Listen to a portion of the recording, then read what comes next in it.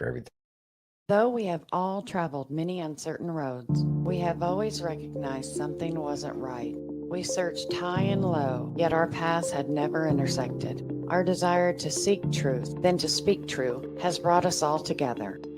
That thing of ours is rooted in truth, because truth is the only unshakable foundation. In the greatest book, it states in John 8:32, "For ye shall know the truth, and the truth shall make you free." Truth is a powerful force. It is the foundation on which all great achievements are built, and the bedrock of trust and respect in any relationship. When we are rooted in truth, we can be confident that our decisions and actions are grounded in reality rather than in speculation or wishful thinking. The pursuit of truth is not always easy. It requires courage, perseverance, and a willingness to face uncomfortable facts. But in the end, the truth is always worth it. It allows us to make better decisions, to build stronger relationships, and to create a more just and equitable world.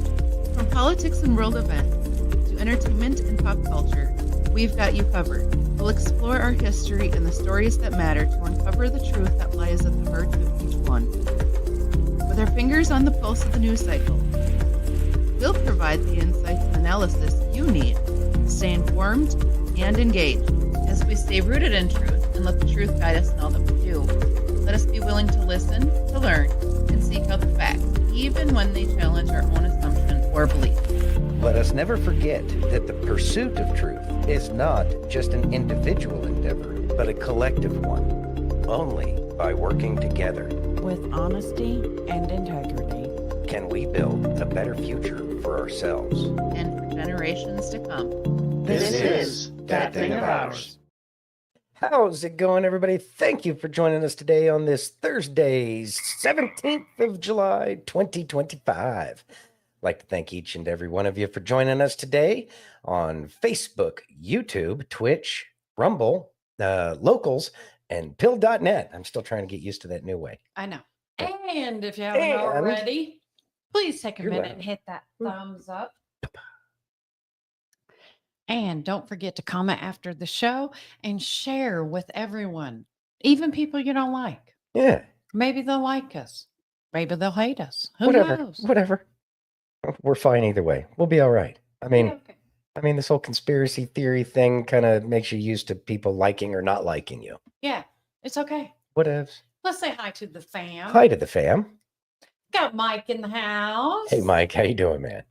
We got Silver in the house. Silver, how you doing? And your fine husband? No. No, oh, that's right. Hope's. That's Hope. Oh, geez, well, whatever. Hope. Husband loves that sound. We got the That's right. beautiful and talented Miss Bethany. Bethany Ann. Glad you're back. Yes, we missed you. All right. Mama Spark. It is Mama Spark. How are you, Mama Spark? It's been so long. Thank you for Yes. coming back. We do appreciate it. Hey, Chachi. Hey, Chachi. You love doing that. There's Liberty. Hey, Liberty, what's going on? Has rated the stream. Thank you for rating the stream. We do We're appreciate it. okay. There we go. Miss Dawn. Dawn, howdy, how are you doing? friend. Little Lonka, Hey. what's going on? Yeah, it's a Headed to work. Thursday. Yep. Working Tuesdays and Thursdays. Tuesdays and Thursdays, working and lurking. Yep. Everybody they work else at out there night. working and lurking. Hmm? Oh, there's Carol. There's Carol. Headed to work as well. How y'all Yes. doing this fine evening? Yes. All right. So people still strolling in. Oh, wow. What? Liberty really did rate our stream over on Pilled. Really? He's got all kinds of people coming over. Nice. Liberty, Thanks, Liberty. I you appreciate are amazing. y'all are all amazing. Yeah. We are so truly blessed. So truly blessed. There we Of go. course I remember Dawn. You guys are my fam. What are you talking about? I don't even know where you're having a conversation. Anyways. She said you remember. Oh, you remember. She always remembers everything. It's annoying. I do. But it's because I love you guys. Very much so. Like, Oh, she's about to get teary-eyed. I can't tell you guys. We really do feel the loves from y'all, and it really does make us feel a lot better. Y'all are awesome, and thank you so much. Yeah. I just love each and every one of you so much. We are grateful. Yeah. Super grateful. So, you ready? Whatever. Here I am. Okay. I'm mostly ready. I don't have my monocle yet. You know what? I know, Mike said Mike, it's on the way. I believe Mike. You know what? That's awesome. I figured we could put up with y'all for 2 hours, then back to my stream. Yeah, make sure y'all are checking out his stream too. They can only put up with us for 2 hours. That's pretty sad. It's not that. Okay. You ready? It's more than most. Yes. Would you read that, please? Did Charlie Kirk get the call? Let's listen. For the time being, I'm going to trust my friends, the administration. Well, that was quick. What did you say? About Epstein. Honestly, I'm sure Bethany will help you hear about that. About Epstein. Honestly, I'm done talking about Epstein for the time being. I'm going to trust my friends, the administration. I'm going to trust my friends in the government to do what needs to be done, solve it, balls in their hands. I've said plenty this last weekend. So if you guys want to see my commentary on it, that's fine. We have escalatory action potentially being taken in Ukraine and Russia. We have tons of announcements happening when it comes to NATO. But let me just say this again. Everyone knows my opinion about the Epstein thing, the messaging fumble. I would love to see the DOJ move to unseal the grand jury testimony. I think that would be a big win. I would love to see that. And I'm going to trust my friends, Kash Patel, Dan Bongino, my friend Pam Bondi, all these guys. I'm going to, Todd Blanche, I'm going to trust them to solve it. Ball's in their court. I think that there was plenty of, let's say, speeches that were directed towards this topic this last weekend. So we don't need to spend our valuable time on this program relitigating it. Now, before I say thoughts. Okay. Oh, you already said it. You just said it. I'm going to go ahead, read that one. Did Dinesh D'Souza get the call? Let's listen. Even though I had to make sure. I'm going to talk about the Epstein files, and I'm going to make the case that even though there are unanswered questions about Epstein, it is in fact time to move on. Part of being on a political team is maintaining a certain amount of maturity, recognizing you can't win them all, recognizing there are some things that are important to you that are less important to the guy that you've put in charge, who is trying to focus on things right in front of him. And so having a sense of perspective, having a sense of balance, having a sense of maturity, I think is more important even than getting to the bottom of what really happened with Jeffrey Epstein. Get her, Bethany. I knew you would. Thank you for understanding. Yay, there it is. Yeah. All right. She's going to come to Nevada and kick my ass one day. Maybe, maybe not. I don't know. I don't know. I don't think she's violent like that. I don't know. I'm worried. Anyway. So, can I think yet, or do I still have to wait? Okay. Okay. Now I have thoughts. Okay. Now I have thoughts. All right. So, I'd say that this would be expected, especially with yesterday when we were talking about that Wired article where they got the information down to 1,000th or a thousandth of a second. Wait, tens, hundreds, thousands. Yeah, thousandths of a second, milliseconds. Yeah. The left is finally doing some actual reporting, and it's probably better for the conservative commentators who have been talking this entire time to actually take that step back, so that way the left can do its job. Meanwhile, what's going to be happening with these conservative commentators who have been, find out all the info about Epstein and everything, the people who have been trying to tell the truth during the previous administration. I think that this is an opportunity for those conservative commentators to start focusing on more of the things that help the cause that we're going for amongst all of the other things, because this is a lot more than the whole Epstein files. This is a lot more than that.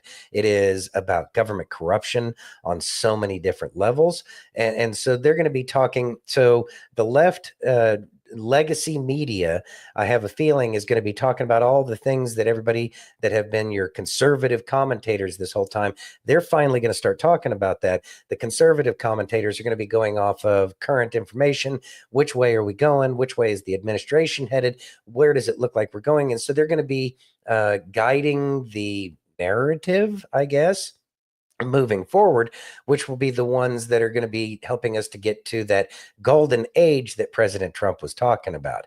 Again, it's 5D chess.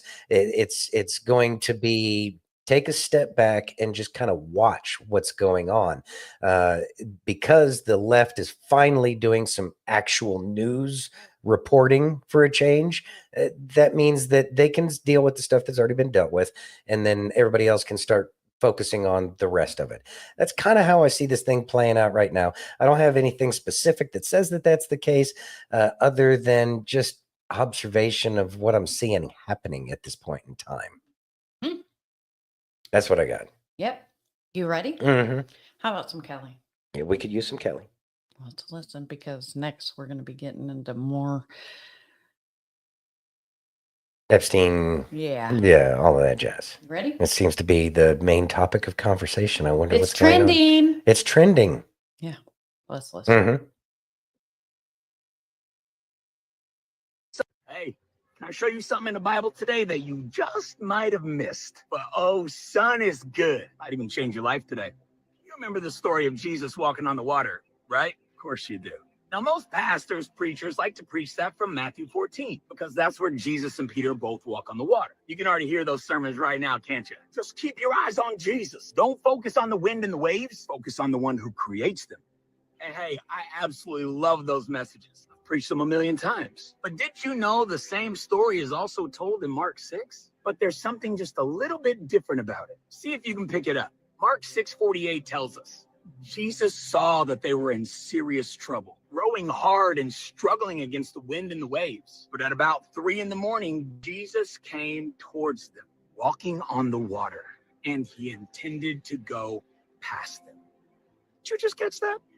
But time out. Before we address that, please notice what it said at the beginning. Jesus saw that they were in serious trouble fighting against the wind and the waves. You see, I love that the Bible tells us that, because here's what I know. If Jesus saw them, you better bet he sees you. Some of you watching this right now may find yourself in the biggest storm you've ever been in. Feels like you're getting beat down on both sides. No matter which way you look, there is no end in sight. And you've cried out to God, help me, save me, I need you.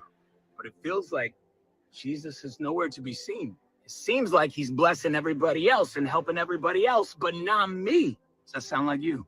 The truth is, if that's not you today, it was yesterday, or it will be tomorrow. Because the only certainty that we have in this life is that we will go through storm after storm after storm. I mean, John 16:33, Jesus tells us, in this life, you will have many struggles, many trials, many storms. But hold on, the verse doesn't end there. It goes on to say, but take heart, because I, Jesus, have already overcome the world. So what that means for you right now in the middle of your storm, it means Jesus sees you. He sees your struggle. He sees the fight. He sees you. All right, Kelly, great. He sees me. He sees me struggling. Great. When's he actually going to show up and help?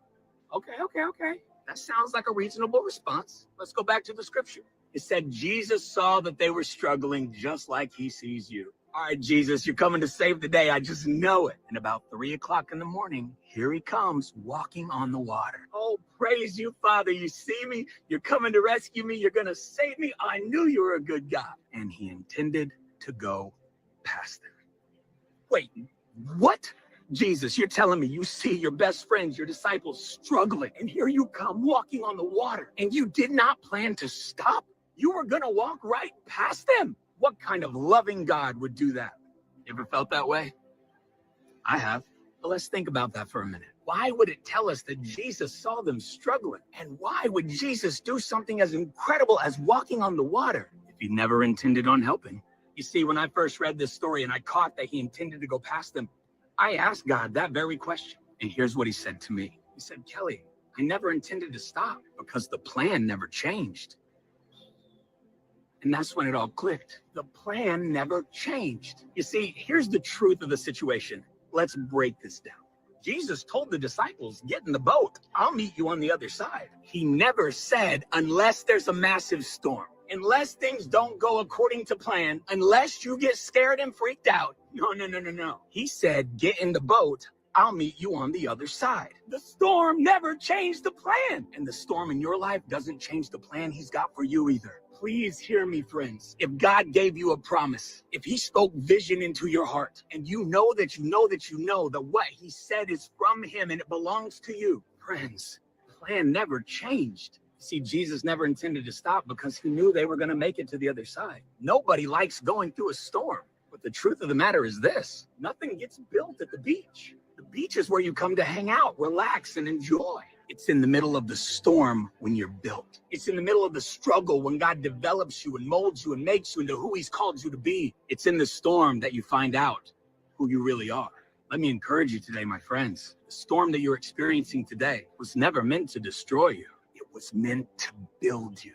And the reason it feels like Jesus isn't stopping for you is because the plan never changed. The promise is still yours. Victory still belongs to you because Jesus is victory and he lives in you. Stop crying and begging for a quick escape. Instead, say, Father, I trust you. And if I'm going through this today, there's a reason and there's a purpose. I trust you. You see, the most amazing part of the story is Jesus didn't walk past them. He did stop. He calmed the wind. He calmed the waves. And he rode to shore with them. It may feel like Jesus is passing you by, but I promise you this: he will never leave you in the middle of the storm alone. He always has time for you. He has never failed anyone. He won't start today with you. I don't know when 3 in the morning is going to come, my friends, but I do know this: it always shows up. He sees you in the middle of your storm, but he's not worried about it. And you don't need to be either. The plan never changed. The promise is yours. So the next time you find yourself in the middle of a storm, my friends, remember this: in this life, you will have many trials and many troubles, but take heart because he has already overcome them all. So until next time, think about that for a minute. Thoughts? Remember to check out his site. He's great. He's amazing. All sorts of great information. I think he still does the morning message like every day. Mm-hmm. So anyways, Kelly's message is great. And it's kind of one that seems to be a recurring theme around here lately. And that is times are going to be tough. And it may seem like you're all alone in this great storm, but we know and we have faith, and we need to maintain our faith that he's going to be there for us no matter what. And it may not look like we want it to look, but in the end, we know that it's all for the greater good of everybody, for his highest good. And that's the most important part. We're bit players, but it doesn't mean that he doesn't know who we are. It doesn't mean he doesn't know who you are. It doesn't mean he doesn't care about you. As a matter of fact, he cares about you probably more than you do. I know he cares about me more than I even know how to care about me. And so it's just understanding that that love is there and that he is watching over you. He is watching over me. He's watching over each and every one of us. And it's just about having that faith. He will calm the storms and he will be there for us when we absolutely need him. And it may not be that he's going to jump into a boat with us, but metaphorically, he will be there and he is there with us. So have that faith, have that confidence, and be able to don't let fear consume you, because that always makes it so much worse than what really could happen. It's always in our minds where we die the most, and it's always in the most horrific and horrible ways. And that's what we're supposed to be getting past, is don't let that thinker inside of your head tell you all the things that aren't true, because that is the devil. That is the devil talking to you. Have that faith, have that confidence, and have that positivity that not only is it better than it was, but it's going to be better tomorrow than it is today. Amen. It's always improving. We just got to look for it. Yes. We'll say Yoda F. Clan now. Yo, F. Clan, what's going on, man? And then it looks like we got a new friend, K Queen. Yeah. 001. Awesome. Hello. Thanks for joining us, new friend. You ready? Yes. Would you read that, please? Sure. Give me un momento. The most righteous rant on the Epstein pedo cover-up operation that you'll see on the internet today. Let's listen. Let us listen. Bro, if I hear this argument one more time, I'm going to lose my mind. What list? It's not like a criminal writes down and has a list. Well, when a person murders a person, they don't write, I murdered this person. But there's evidence, but there's travel logs, but there's phone calls, but there's eyewitness testimony, but there's other things that you can use to figure out who did what and when. You can look at eyewitness testimony. You can look at search warrants. You can look at all the information about how he was treated the first time he went to prison. But this time when he just got off on a sweetheart deal, the first time, he couldn't even bear to spend 30-something days in prison. He just had to go and clap himself. And the guys fell asleep and the videos didn't exist, but now they exist, but they don't prove nothing. Did it show anybody? Did it show him walking in? Did it show anybody walking out? How do you explain any of that other shit? This bullshit that there wasn't a fucking list because he didn't write it down is bullshit. Oh, but all that information has probably been destroyed now, and maybe Comey wrote it, and maybe Obama wrote it. Oh, okay. Well, if Donnie J. Ballpark knew that this guy was the most scumbiest scrumble of all time, and he went and kicked him out of his club and defriended him years in advance, and then he finally gets arrested under his purview and talks about it for years about how prolific this guy was and all the people that he knew, don't you think that maybe they could have, made a copy of all the information? Don't you think they could have maybe preserved it so in the event that he didn't get reelected again, that maybe they could look into it and anticipate that this type of thing would happen if you had a global cabal of people that were involved in it? Why wasn't that done? Why didn't anyone preserve it then? If you have one of the most prolific criminals ever, why would you put him in a prison where the cameras could fail? Why would you put him in a prison that was notorious for corruption? Why would you take him off of unaliving watch? Why would you do that? Thoughts? All right. Well, I mean, that's pretty much it. To assume that all of the evidence is gone is kind of ridiculous. They had stuff before during his first presidency, being Trump's presidency. Where would it have gone? This is a very careful play that's being pursued, and I do firmly believe that the left is going out of their way to try to screw Trump because they're trying to force his hand to do something that in the end he probably wanted to do all along, but now he's got the left begging for it. Well, I mean, what more do you need? And he's going to let him do all the heavy lifting that the Anons have been doing for all this time, trying to get the information out there. It's not like the work isn't already done, but the legacy media is going to come in and try to take all the credit, and it's not going to work because nobody cares about them anymore, except for the dolts that still believe everything that the legacy media says. But that's okay. We'll forgive you for being propagandized. It's what they wanted to do all along, so I won't hold it against you. I'm a little more upset with the people who've been brainwashing everybody, but that's it. That's after we get through all the Epstein stuff. But the people who have been brainwashing people have been brainwashed themselves. That's why they work for these liberal rags that tell the narrative that the left wants, and they're easily fooled and tricked. They've fallen into their own traps. It's literally still biblical. But the good thing is they're doing the work to wake up the people that they've been putting to sleep and keeping asleep this whole time. So there's a lot to actually rejoice about, because good things are happening because the left is telling us about the traffickers now. Oh, thank you. Oh, geez, thank God you people are here to tell us how smart you are. Thank God you caught up to where we were 4, 5, 6 years ago. Good job. He does make valid points. He does. Anyways, He yeah, does. that's my little mini rant there about the whole left thinking that they're, whatever. I don't even know what Yeah. to say. There we go. Bethany Ann with the list. Mike says, if Trump was on the list, the Democrats would have used it. And that's such an Amen. easy thought process. Because if they could have sank him a long time ago, Oh, they would come have. on. Come on. Yeah. They've been talking about it the whole time. Jenny! Watch out for the frogs, Jenny. Watch out for the frogs, Jenny. Isn't he logical? Yeah, he is. He really is. I mean, he's a guy. And he's CIA. Well, that's a possibility. There's I don't think so, but whatever. Hey, it's Cowbear. What's going on? Wrong one. I didn't know. My finger was actually just sitting on. I've got an itchy fart button finger today. There's Okay. nothing I can do about I that. know. I'll keep my hand off of the buttons because Oh, it's fine. I've been lacking on the buttons lately. Yeah, you have. I have, but Are I'm you- out of practice. I know. Z is a thought process they aren't seeing or using. True. True, Bethany. True. Are you ready? Yes. Would you read that, please? Yes. Hold on. You know what? Here, let's switch that. Oh, It's not stop. It's switching. fine. It's fine. It's fine. All right. Trump calls Epstein file. Oh, That's Scott Jennings says President Trump needs to act quickly. Let's listen. Okay. Hello. Here's what I think. The president has said out loud now, if we have credible information, release it.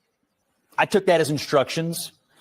What I don't know is, what does that mean at the Department of Justice? Because I assume there are some things that can, there are some things that can't. Like you guys were just talking about, there are some things that would have to be redacted. It's opaque to me what credible means in the realm of what a Department of Justice can do. They normally don't release things that have names of people who are not being charged with crimes. I've heard Democrats say, well, we need to do away with that rule and release it all. That seems like a bad precedent to set to me. But it strikes me that we're somewhere in between Trump saying, I want credible things released, and the Department of Justice trying to figure it out. My political advice is whatever you're going to do, something, a little bit, nothing, whatever you're going to do it as quickly as you can and put this to bed. Because until you do something, it won't stop.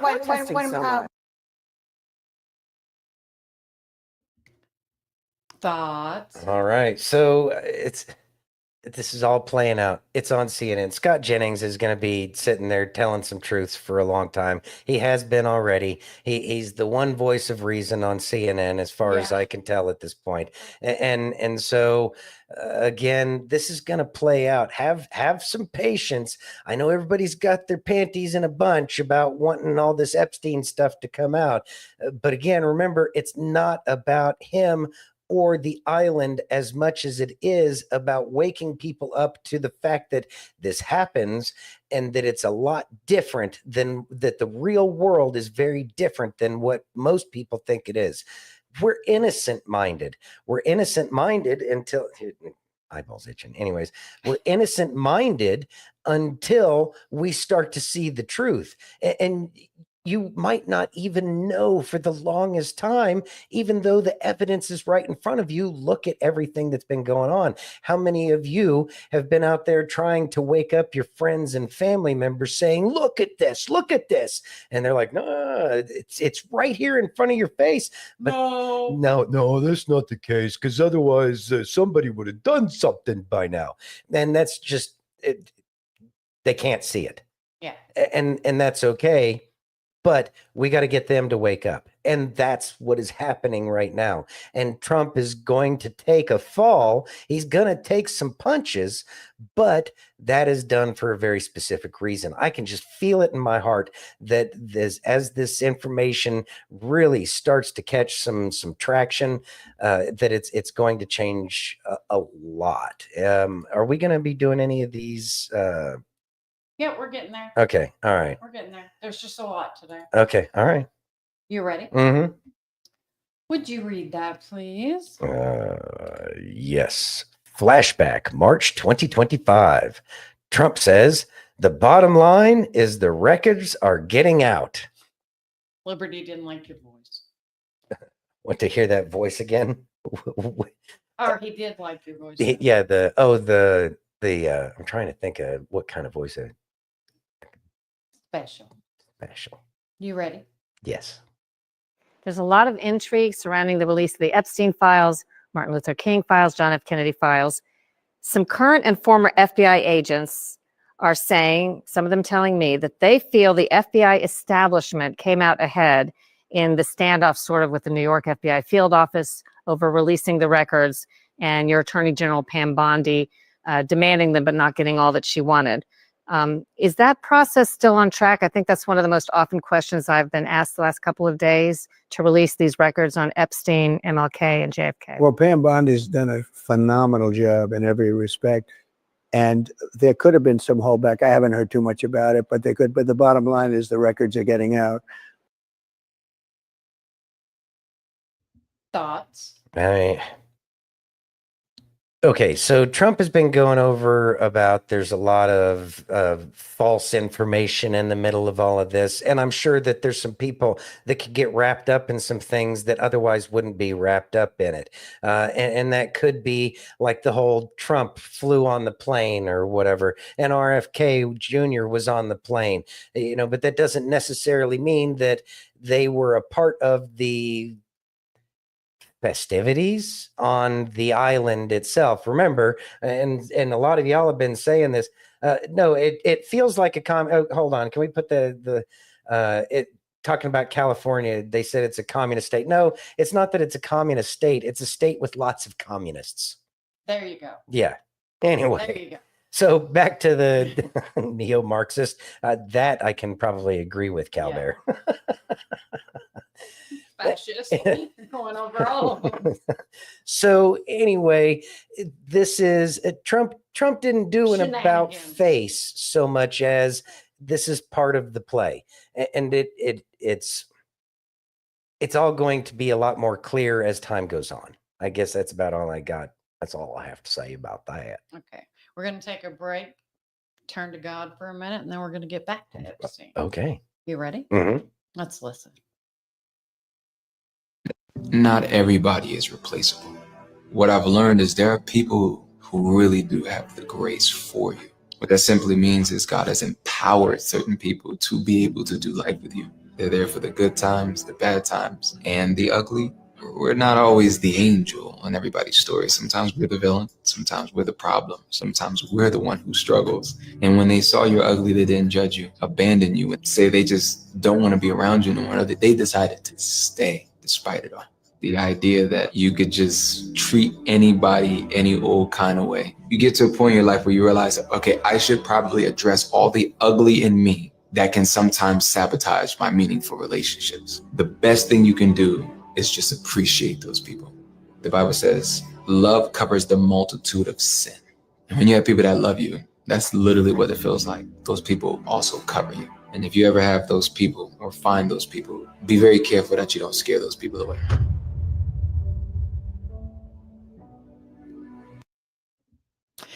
Before I say thoughts, I just want to say something. This video was so important to me today because that's how I feel about each and every person watching this show right now. We were gone for 3 months, and here they are. And here you are. And you guys definitely cover us in more ways than you'll ever know. Very true. Yeah. I think we're all here for each other. And I think that that's kind of the point as to what we are supposed to be doing in our very human experience. Hey, Hope, is we are supposed to cover each other, and we're not supposed to give up on each other, and understanding that we're all going through hard times. That's okay. Now, when you're going through hard times, make sure that you reach out and that you get that encouragement. And I know that I'm extremely guilty of this, and that is withdrawing when I don't want to burden other people with the crap that I'm going through. And it's a noble cause, but nobody needs to fall on their own sword. Friends, God puts people into our lives so that way we can be there for each other. And many of you had reached out to us, and we're eternally grateful for that, while we were going through our own little season of trying to clear out a lot of crap that we have been suppressing throughout most of our lives before we even had met each other. And by proxy, we were kind of taking it out on each other. We were each other's little clown, the little stuffed clown you take it out on, or whatever it is. A little punching clown. Little punching clown or something like that, right? I think y'all get the point of what I'm talking about. And that's sadly things that those who love each other do, because we can take that pain in the meantime, but we don't always have the ability to fix it. And so we had to take a step back and try to fix everything that we had going on. Well, not everything, but a lot of the stuff that we have going on in our life. But it has given us an opportunity to find our feet again. You know, we got our sea legs again, which we had lost for a while. And that's what all of y'all have done for us too. And we want to do that for y'all as well. And so let's make sure that we don't ever give up on each other, because when we give up on each other, it means that we've given up on ourselves and God's ability to speak through us to help each other. So make sure that we're always there to provide that support, be that supporting beam that we all need. Bethany says, I'm guilty of keeping my mess to myself. I feel my burdens don't need to be shared, but God, thank you for that reminder. Well, thank you too, because you were there for us. You are there for us. And sometimes you should have told us to pack sand, but as a good friend, you never gave up on us, and we don't want to give up on y'all either. We just had to take a little sabbatical, I guess. But in the end, I think it all helps all of us out. Again, y'all are amazing. Oh, here. We're definitely here for each and every one of y'all. And every single one of you that reached out. Hope, Angie reached out all of the time. So many of y'all. Mike Yeah. reached out. I mean, yeah. Aaron, so many. Yeah. Y'all are awesome. Dawn, I mean, Bethany. it's just, Bethany, The all of list you goes, guys. yeah. And thank you. Thank you. Grazie. All right, let's move on. Ready? All right. Yeah. Let's listen to this Who's this? wonderful person. What is this? This is X. Okay. You want to read What's that? his name? No, I can't read. Hold on. I can read. Ron Smith? I don't even know who Ron Smith this is. guy. Nick Fuentes to Trump. Fuck you. You suck. You're fat. You're a joke. You're stupid. You're not funny. This entire thing has been a scam. We're going to look back at MAGA movement as the biggest scam in history. The liberals were right. We will see Trump as a scam artist. Boy, this is not going to age well. It's going to age like a fine bottle of vinegar. Mm-hmm. No. No, y'all did not bug us. Mm-mm. Save Wayne Leak because Jeepers, he said pretty much the same as I did. It's that ESPN, man. I know. See, Liberty hired a search party. But they were detained at Area 51, so no word from them. That's all right. They're being fed and taken care of. Yeah. And only some minor experiments, but they say they agree to all of them. That's what they say. That's what they said. It's in writing. It's all fine. It's legal. Yeah. Yeah. You ready? Yes. And now he says, if you're not on board with the Epstein cover-up, oh, I don't want your support. You're a weakling. Fuck you. Fuck you. You suck. You are fat. You are a joke. You are stupid. You are not funny. You are not as smart as you think you are. You are, and honestly, and if you watch my show, you know I've been very critical. I've never been this far. This just goes to show this entire thing has been a scam. When we look back on the history of populism in America, we are going to look back on the MAGA movement as the biggest scam in American history. And the liberals were right. The MAGA supporters were had. They were. When we look back in history, we will see Trump as a scam artist who served as a vehicle for this rather than the other way around. We were not the vehicle for Trump. Trump was the vehicle for all of us. Thoughts? Wrong button. No. Nobody cares what he has to say. He sounds bitter. He does. Yeah. Well, you know, I have no idea who he is. Calbear asked who he is. Nick Fuentes. Who is Nick Fuentes? Yeah, who is he? Yeah, whatever. Clearly, he is very angry. Maybe he forgot his Prozac. Whatever. The cup tells it all. He's stupid. Yeah. He just seems to TDS from the start. Okay. Yeah. That's kind of what it seems like. And those people are going to find out the hard way.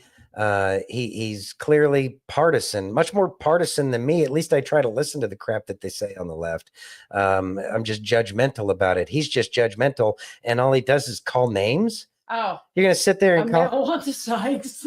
I don't remember who. I know the name Wanda Sykes. I don't remember who that is, but probably he's a reality TV star. There's going to be so many that are going to feel like idiots soon. Yeah, this is kind of one of those, you let you say all the things. Again, the left wants nothing more than to spike the football. Yeah. And they're trying to prove Trump wrong, like that Wired article where they went down to the 1,000th of a second in terms of their research on the video files from the prison out there. They're just making themselves look like fools. And I think that's part of it. They are sinking themselves even further. But the good thing is we won't hear from them in the future because clearly they don't have any good thought process in terms of trying to discern what is and is not the truth.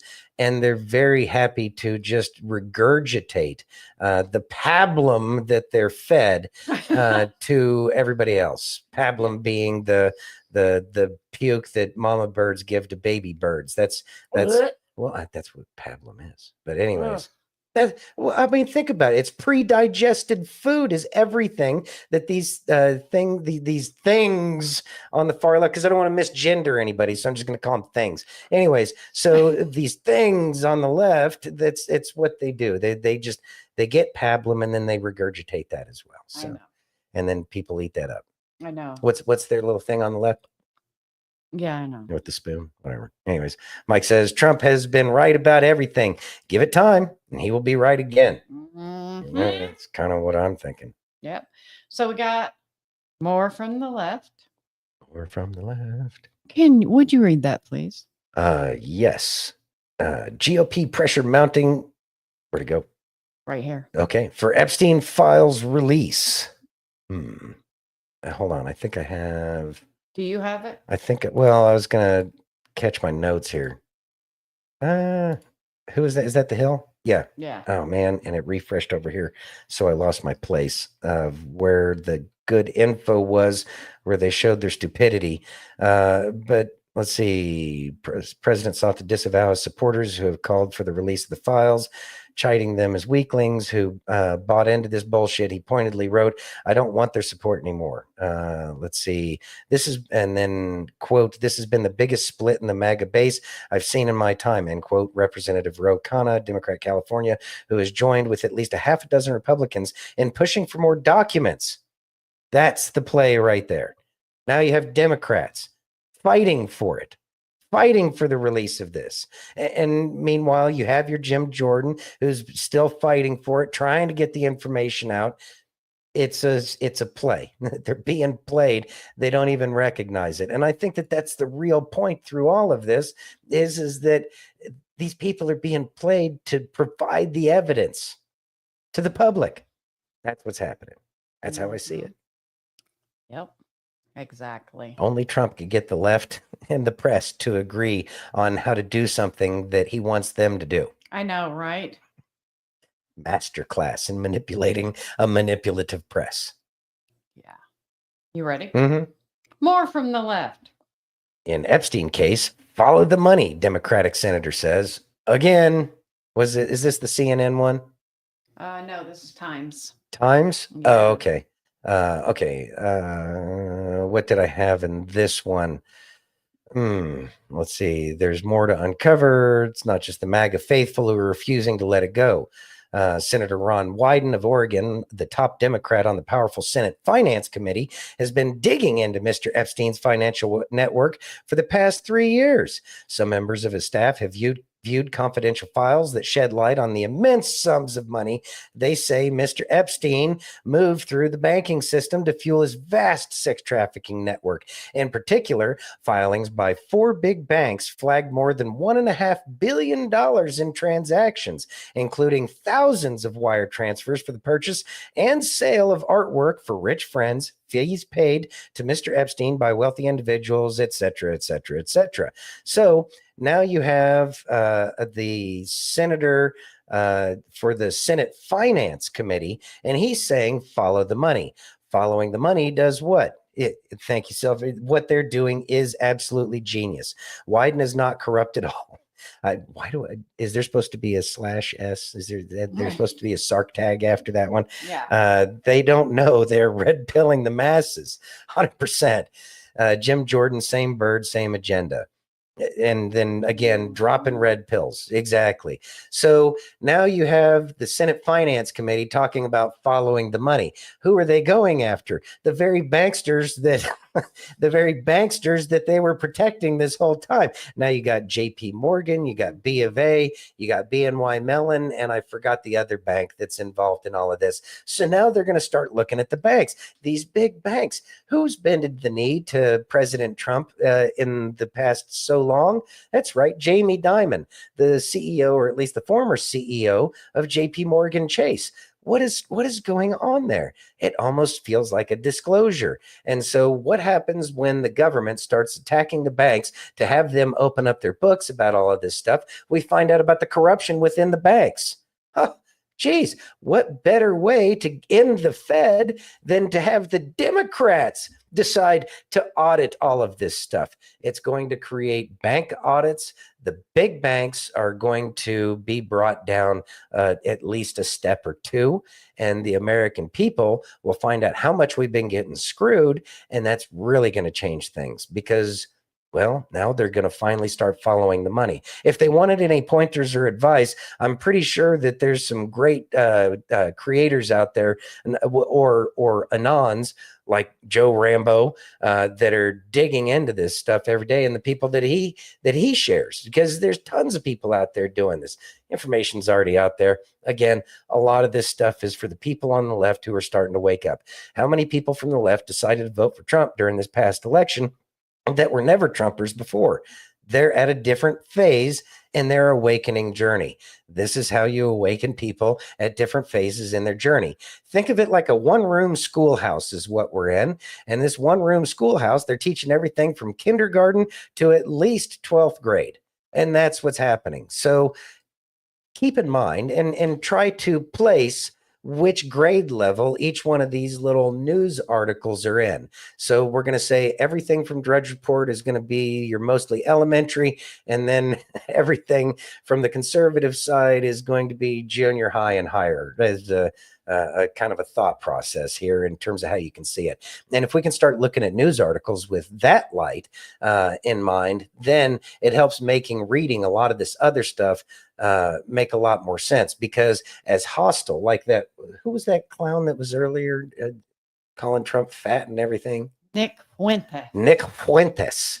Well, Mr. Fuentes is talking to that really angry, thinking about joining Antifa kind of crowd is what I'm hearing there. And that's going to help wake these people up, but they're going to utilize their anger against him.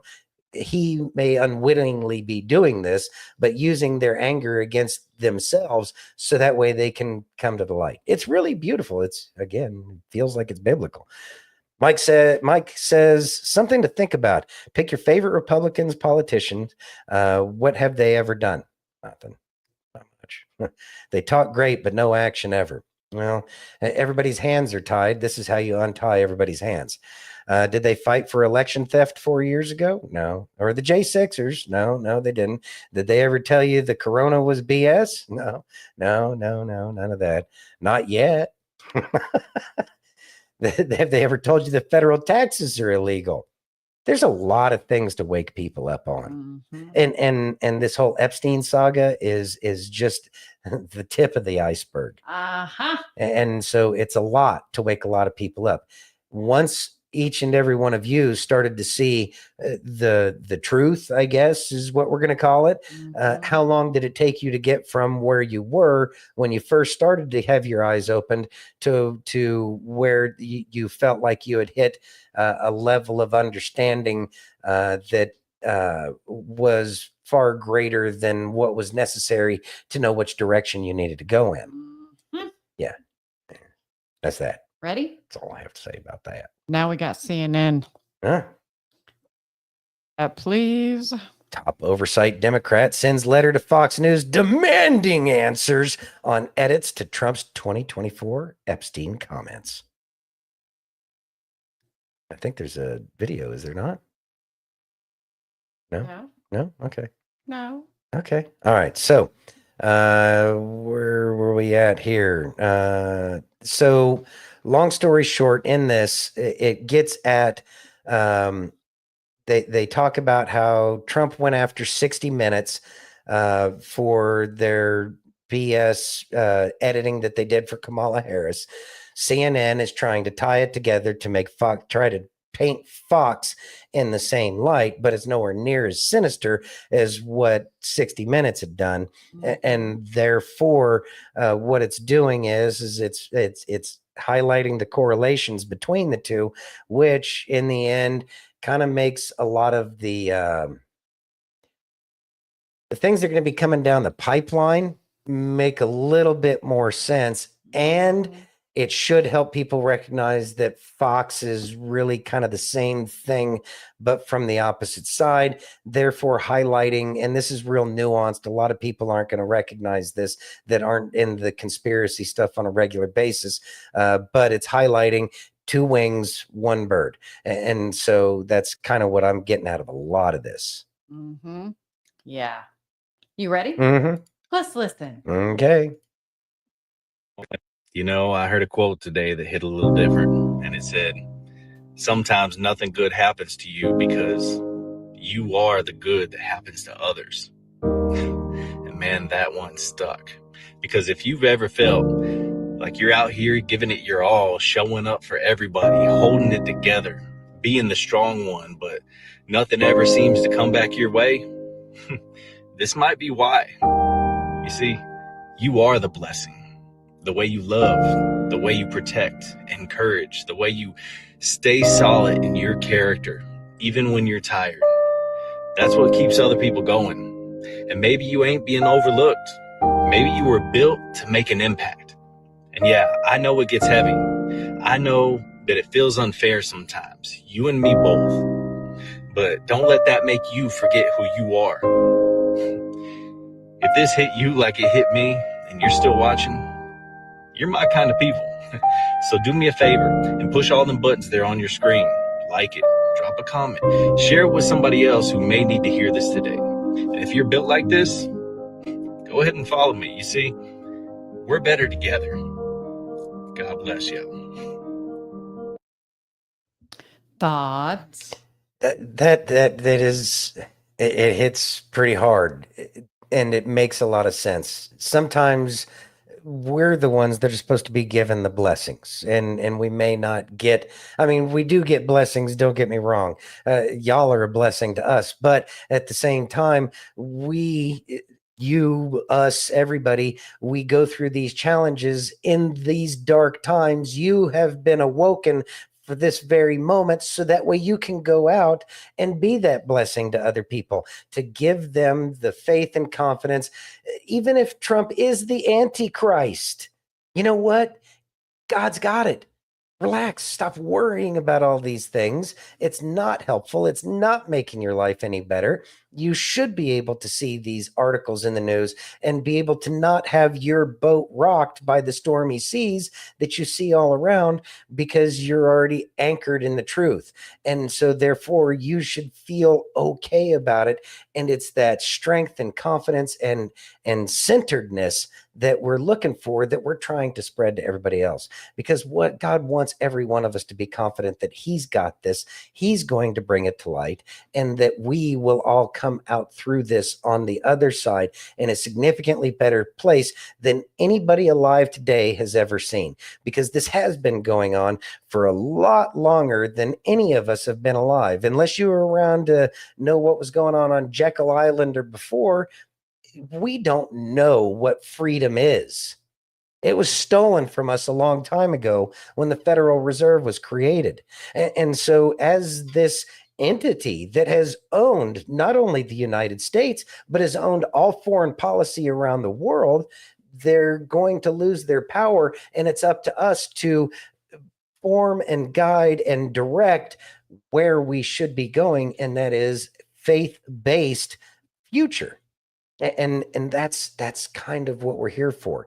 And by being that rock that God has asked you to be, because you have clung to the rock that he is, that other people will be inspired by your ability to not be not run amok. Words are hard. Your steadiness will be inspirational to other people. There we go. All right. Thank you, Hope. Appreciate that. Nothing is too hard for God. I agree.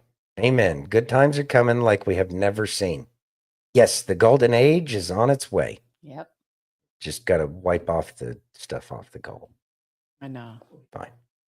It'll be okay. It'll be all right. You ready? Mm-hmm. Would you read that, please?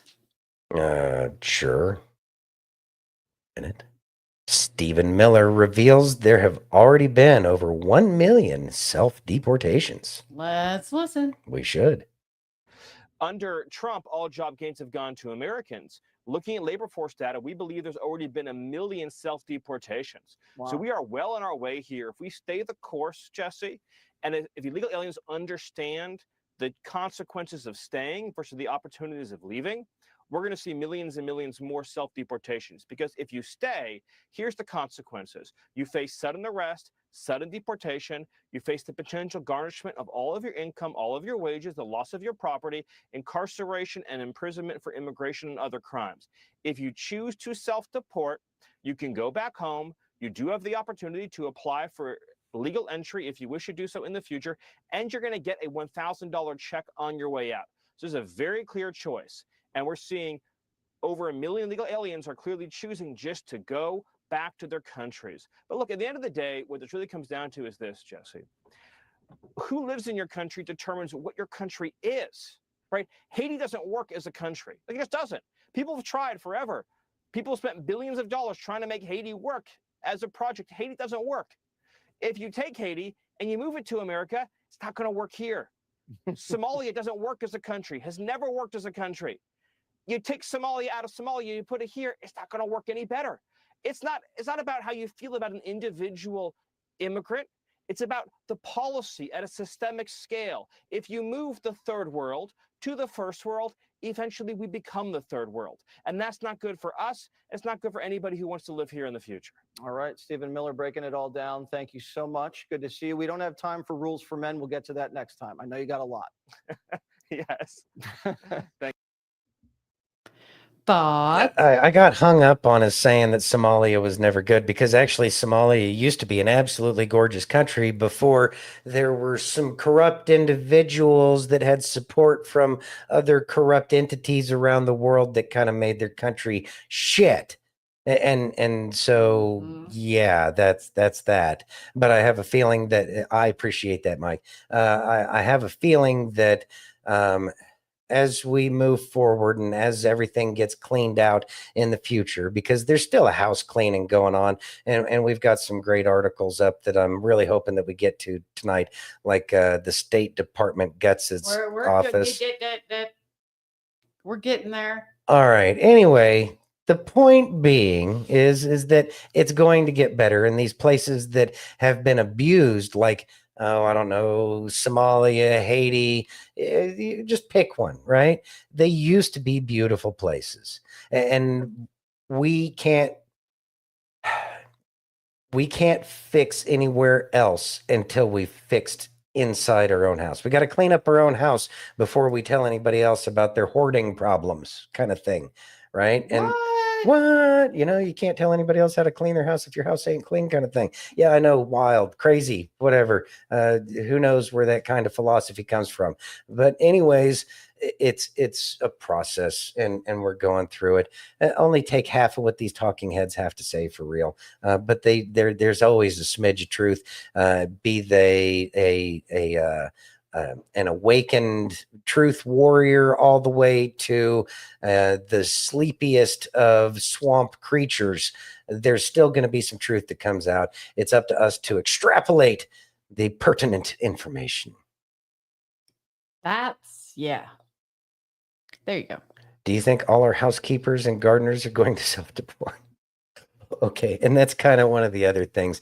The self-deport. They're getting $1,000 check. How many times can we deport? Right.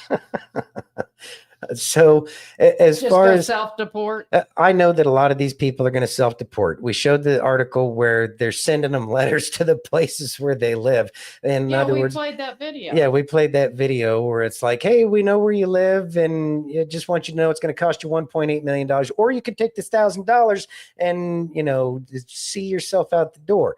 And I think a lot of people are going to take that because they will know at that point in time that because Trump has already stated, and I do believe this to be the case, that if they don't get deported by ICE, then they'll have the opportunity with which to come back in and get some work visas in the future, because we are going to want some people to do those kinds of jobs, whatever reason. At some point in time, we're going to have more jobs than we have citizens, and that's what those jobs have always been there for, because there are jobs, sadly, there are jobs Americans just don't want to do, but it's nowhere near as bad as the way the liberal, rotten media has been telling us.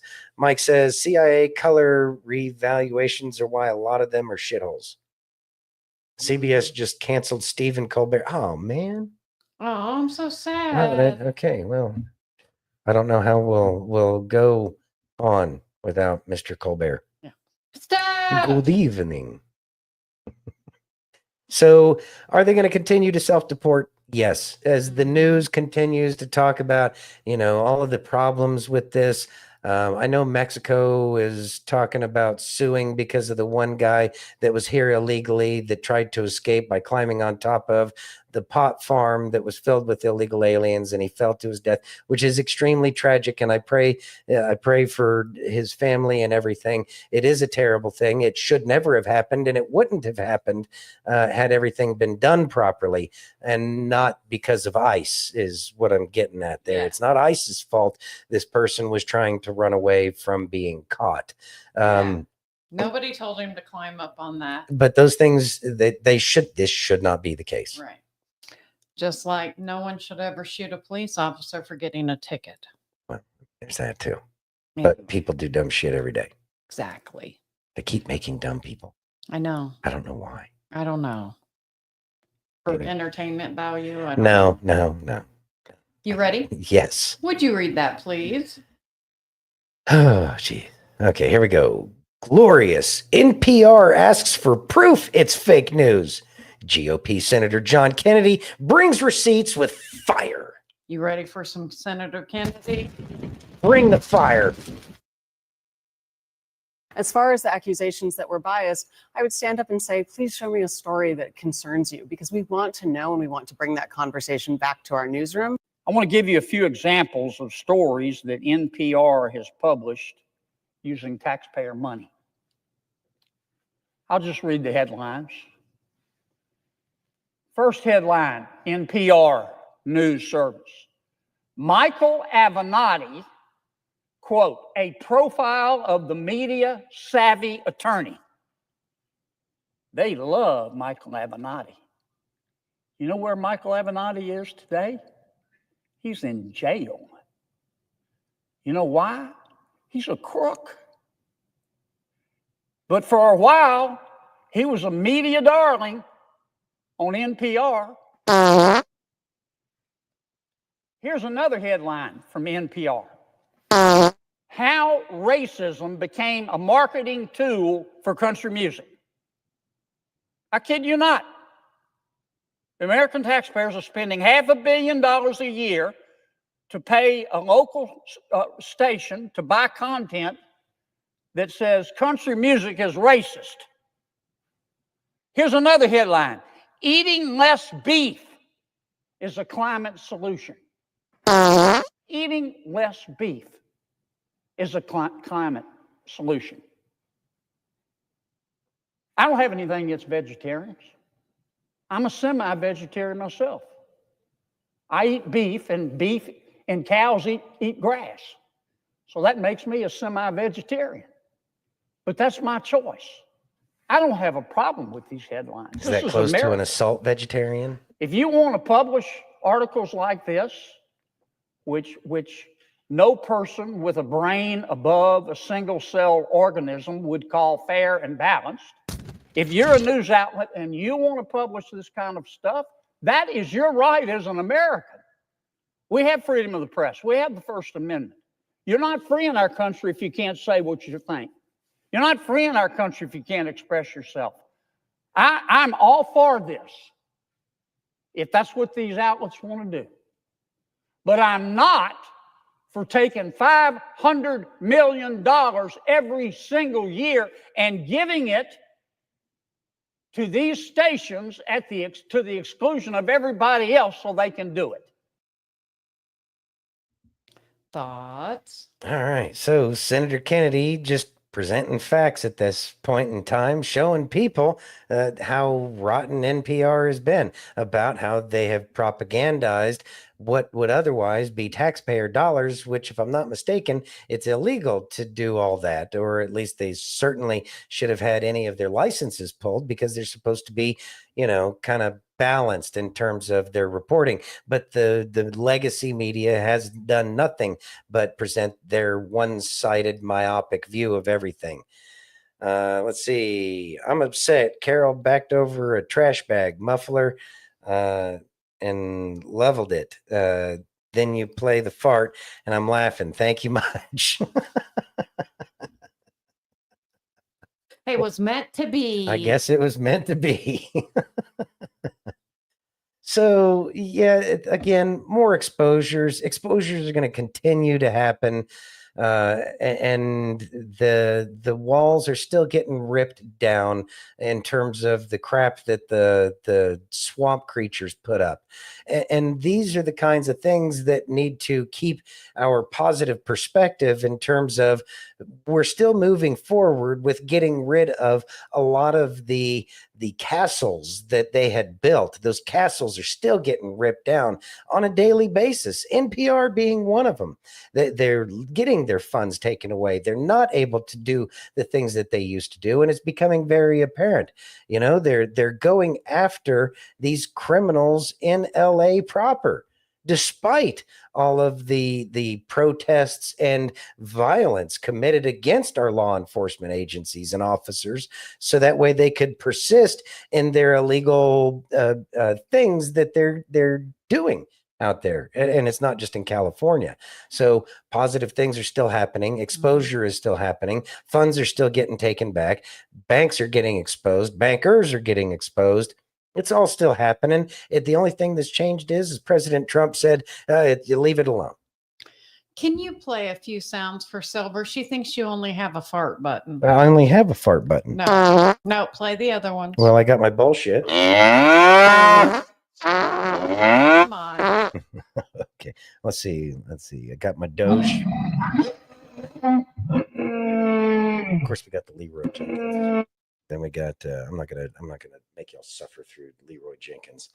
Let's see, the mystery. Oh yeah, you know, I really have forgotten about all these sounds. Of course, then there's. Oh, I always forget about that one. Then the sad trombone. Don't forget the frogs. Oh, we do the frogs, yeah. Oh no, where'd my frogs go? Jenny, what'd you do with my frogs? There we go. There's the frogs. Yeah, we got a lot of buttons, Silver. We've got lots of buttons. I just keep it. Surprisingly, I forget to push the buttons.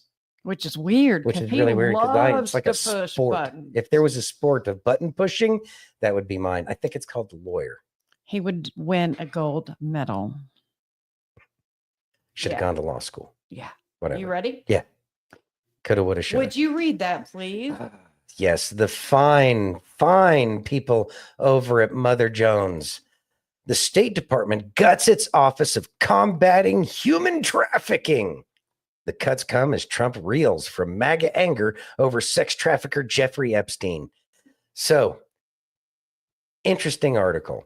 And there's a way to look at this, but it's certainly going to be different than what Mother Jones has to say.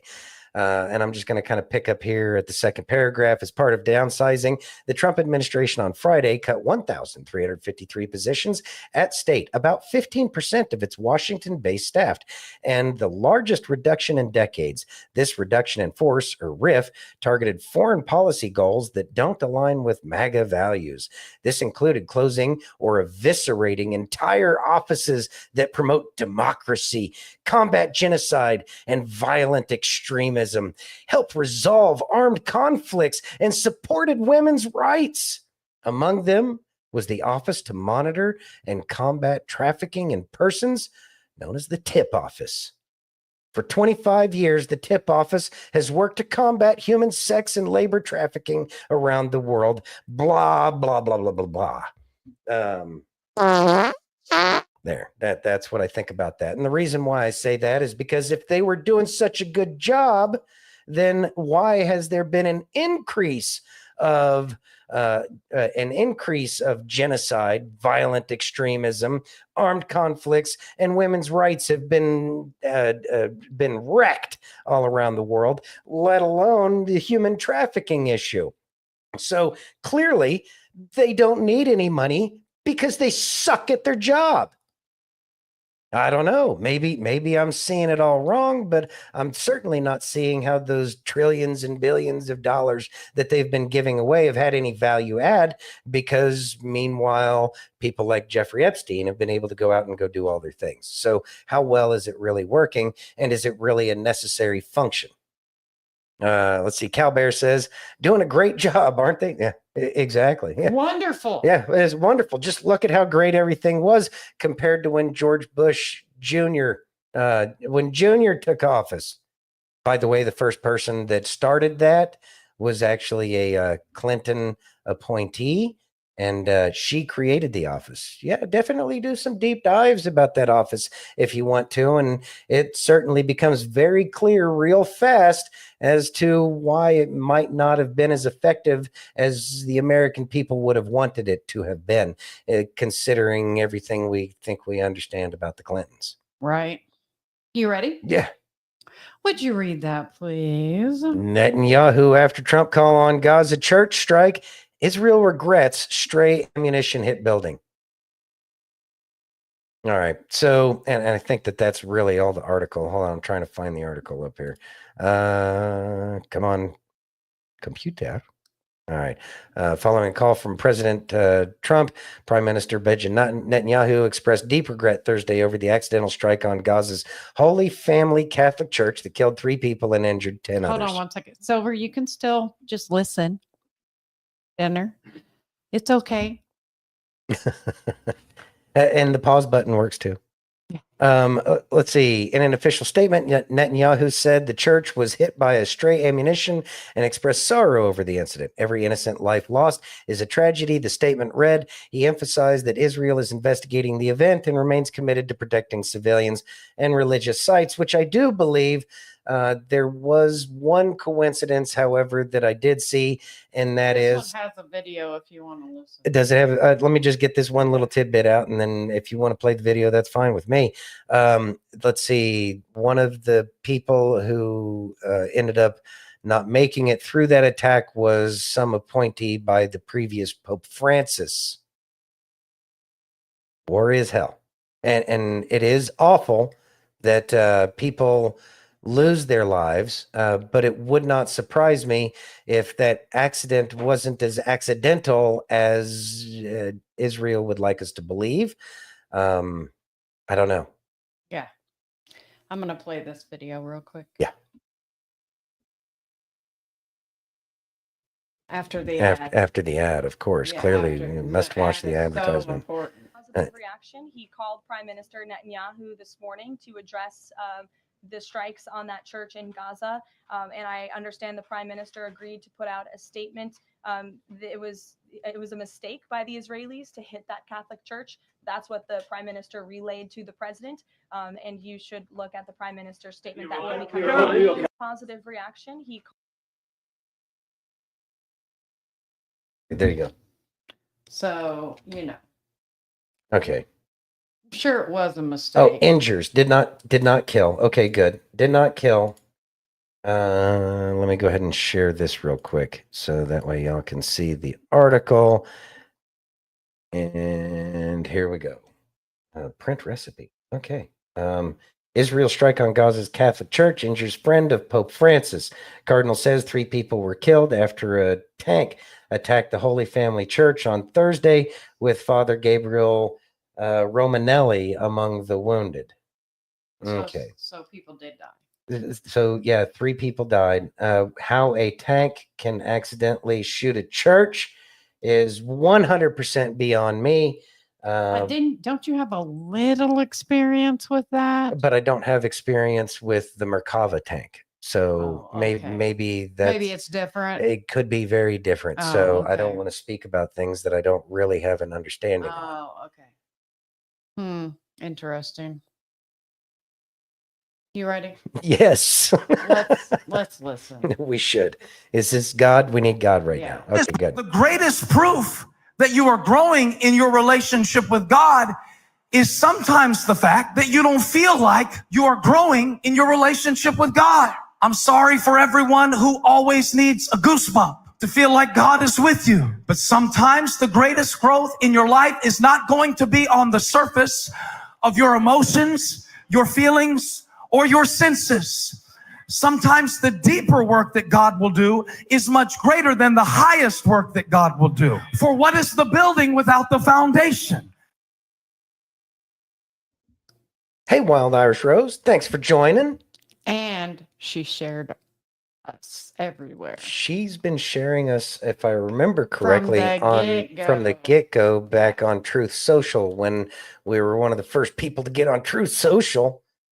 We had our little waiting list number and everything. Anyways, all right. So I got sidetracked because I was trying to get set up for the next one, and I didn't listen. Really? I was trying, but there was a Okay, lot let's going move on. on then. Yeah, we should move on. Y'all heard it, I hope. Can you read that, please? Yes. Let's see. CNN shocked that President Trump's approval rating has gone up since the Epstein saga began. You ready? They seem to be shocked about a lot of things. I know. Let's listen. All right. I mean, look, I think this one surprised me a bit because of all these complaints online going after Trump and the Epstein files. You might think his approval ratings were going down with Republicans. If anything, they're going up. Republicans who approve of Trump, look at our CNN poll. The prior one, 86%. The one out this week, 88% were Republicans. How about Quinnipiac? The prior poll, 87% approve of Republicans. This week out, 90% with Republicans. If anything, Donald Trump's approval rating has gone up since this whole Epstein saga started. He is at the apex or close there too in terms of his popularity with Republican voters, Epstein files, complaints, or not. You just proved that not everything online is real. Yes, in hey, real life. Who knew? Amazing. Twitter and X are not reality. Is there any reason that you can find that this hasn't taken hold and hurt him? Yeah. I mean, on X, all you hear about is the Epstein files. But how about out in the real public? Republicans who said the top issue was Epstein case. The answer is one, and not 1%. One responded. This is a great little finding that Ariel Edwards-Levy, who of course is part of our polling unit, found. Just one single Republican said that the nation's top problem is in fact the Epstein case. Not much of a surprise that therefore Donald Trump's approval rating has not suffered with Republicans because of the Epstein case. Because the bottom line is most Americans say it's not high up on their priority list. Thoughts? Well, isn't that special? You know how I'm sure we all feel the same way about polls and CNN. I highly doubt that the Republican base is more happy about President Trump than they were before, considering the amount of people who've been screaming from the mountaintops about Epstein is the most important thing. Even on liberal sites, they're on there in the comments section. No, we want to know. Tell us the truth. You promised, blah, blah, blah, blah, blah. How is it that even makes sense? It doesn't even pass the initial sniff test of the crap that's coming out of CNN to begin with, as they sit there and gaslight the rest of the internet because, there's fake news on the internet or whatever that very flamboyant clown on CNN was saying. Well, that's what Liberty said. I mean, hey, whatever. Anyway, hey, Chops, thanks for joining. Anyway, no, I'm not going to trust CNN. Sorry. I think that the numbers are wrong, and I'm sure that there was more than one person that said that the Epstein files are the top priority. Yeah. That just sounds beyond the pale. It's kind of like 115% of the precincts are reporting in Detroit, Michigan, and they're all 100% of the 115% are voting for Kamala Harris. Mm-hmm. or Joe Biden. Yeah. Yeah, it seems like that kind of CNN reporting to me, Yeah. You ready? where things change, the more they stay the same. Uh-huh. So this says, Of course, this is from the news organization where the clown married Jane Fonda, who laughed at service members that were held in cages getting pissed on by the Viet Cong. But, hey, I'm sure that does not affect the mentality of the kind of trash that comes out of CNN. right. Anyways. So Yes. this one says the Trump swamp, the Mhm. deep state is winning. Mm-hmm. Go ahead. It's bouncing. Okay, so I highlighted some stuff here.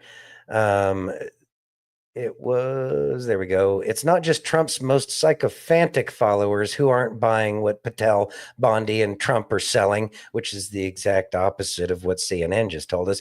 Google searches for Epstein are up 1,200% this week.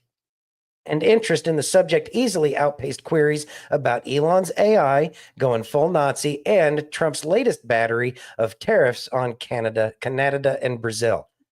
So, and it goes on and on and on. And I think that, again, I'm highlighting the real news here, a 1,200% increase in the searches about Epstein than it was before. And the fact that people are not talking about Elon's little AI flub and the whole brouhaha between Trump and Elon. And Elon, the brouhaha. And Elon starting his own political party. He would have been better off calling it the Bull Moose, but I don't know if he could have got away with that. Anyways, and then the tariffs. They're trying to talk about tariffs. Nothing is catching traction in the entire repertoire of what the left has for distractions. Don't look at that. Look over here at this. It's not working. And more people are diving in, and it's getting to the point where they have no choice but to address it head on. Yeah. And this is an extremely just it is a terribly worded article, and it is extremely one-sided. This is like what do they muckracker news. This is a muckracker here. Anyways, Liberty says list. What list? I don't need to see a list. I don't need to see arrests. I just know there is. Kind of so, yeah. It's happening. Hold on, I'm trying to clean stuff up here. I haven't heard brouhaha in years.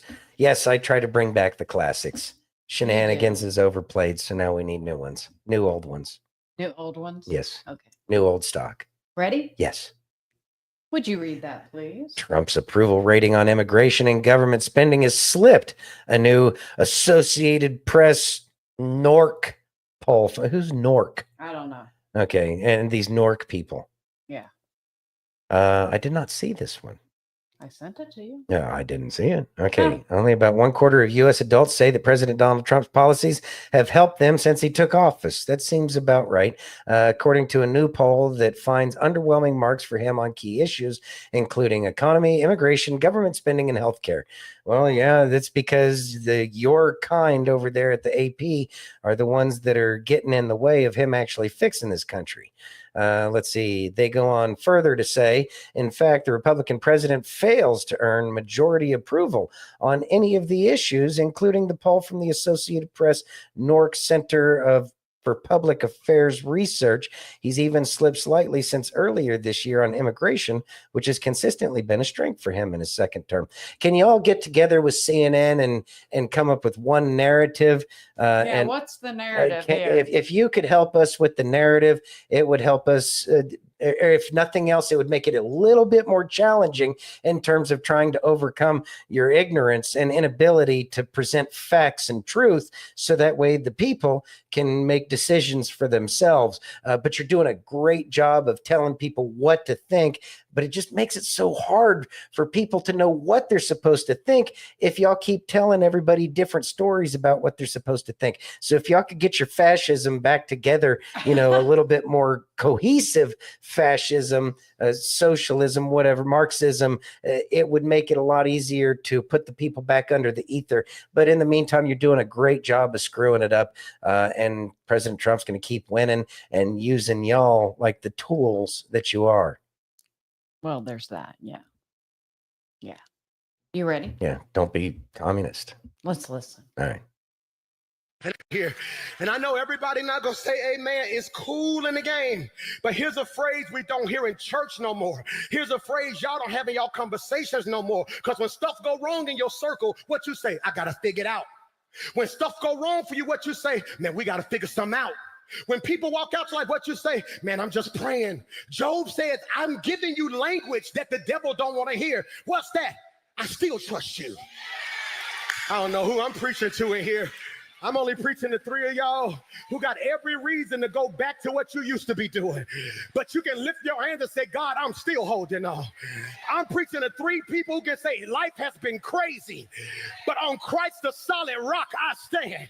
I'm only preaching to 5 of y'all who can say, money been crazy, friends been funny, life been up and down, but God, I will bless the Lord at all times. I wish I had 500 people who would just jump up and say, I trust you, I trust you. Oh! Thoughts? Boy, that is the thing the devil doesn't want to hear, is that we trust the Lord. We trust our Creator. And that's what we're supposed to be. In the most difficult times, it is about putting our trust in the Lord. He is the rock with which we hold on to, despite the storms, despite everything that's going on. Hold on to that rock. That rock is what's going to see you through all of this. These are challenging times, but we put our faith in God, and nothing can overcome that faith, especially when we're holding on with every little fiber of our being and trying to get away from our selfish, egotistical desires. And it's not the easiest thing, and God's going to show us where we're making mistakes, and that's good. But our job is to hold on to God and put our trust, complete and utter trust in Him. We must do that. Amen. You ready? Would you read that, please? Nearly 1 in 4 Americans are over 50 are delaying retirement due to economic concerns, survey finds. Are you just now figuring this out? Yeah. Okay, There's a so video. basic. You want to hear it? Just real quick, I'm going to give a pre-analysis, and that is surprise, people have less money. The Gen X generation, which is getting into that early retirement age, is they really only have about 50,000 in savings. And so, yeah, people aren't comfortable. Not only that, I think most of Generation X already knows that Social Security has been insolvent forever and a day. And unless Trump fixes something real soon, or until Trump fixes it, or whomever fixes Social Security, none of us believe that we're going to have that as an option. Right. So, yeah, go ahead and play. Where are we at? I got to get it back. It was playing. How was it?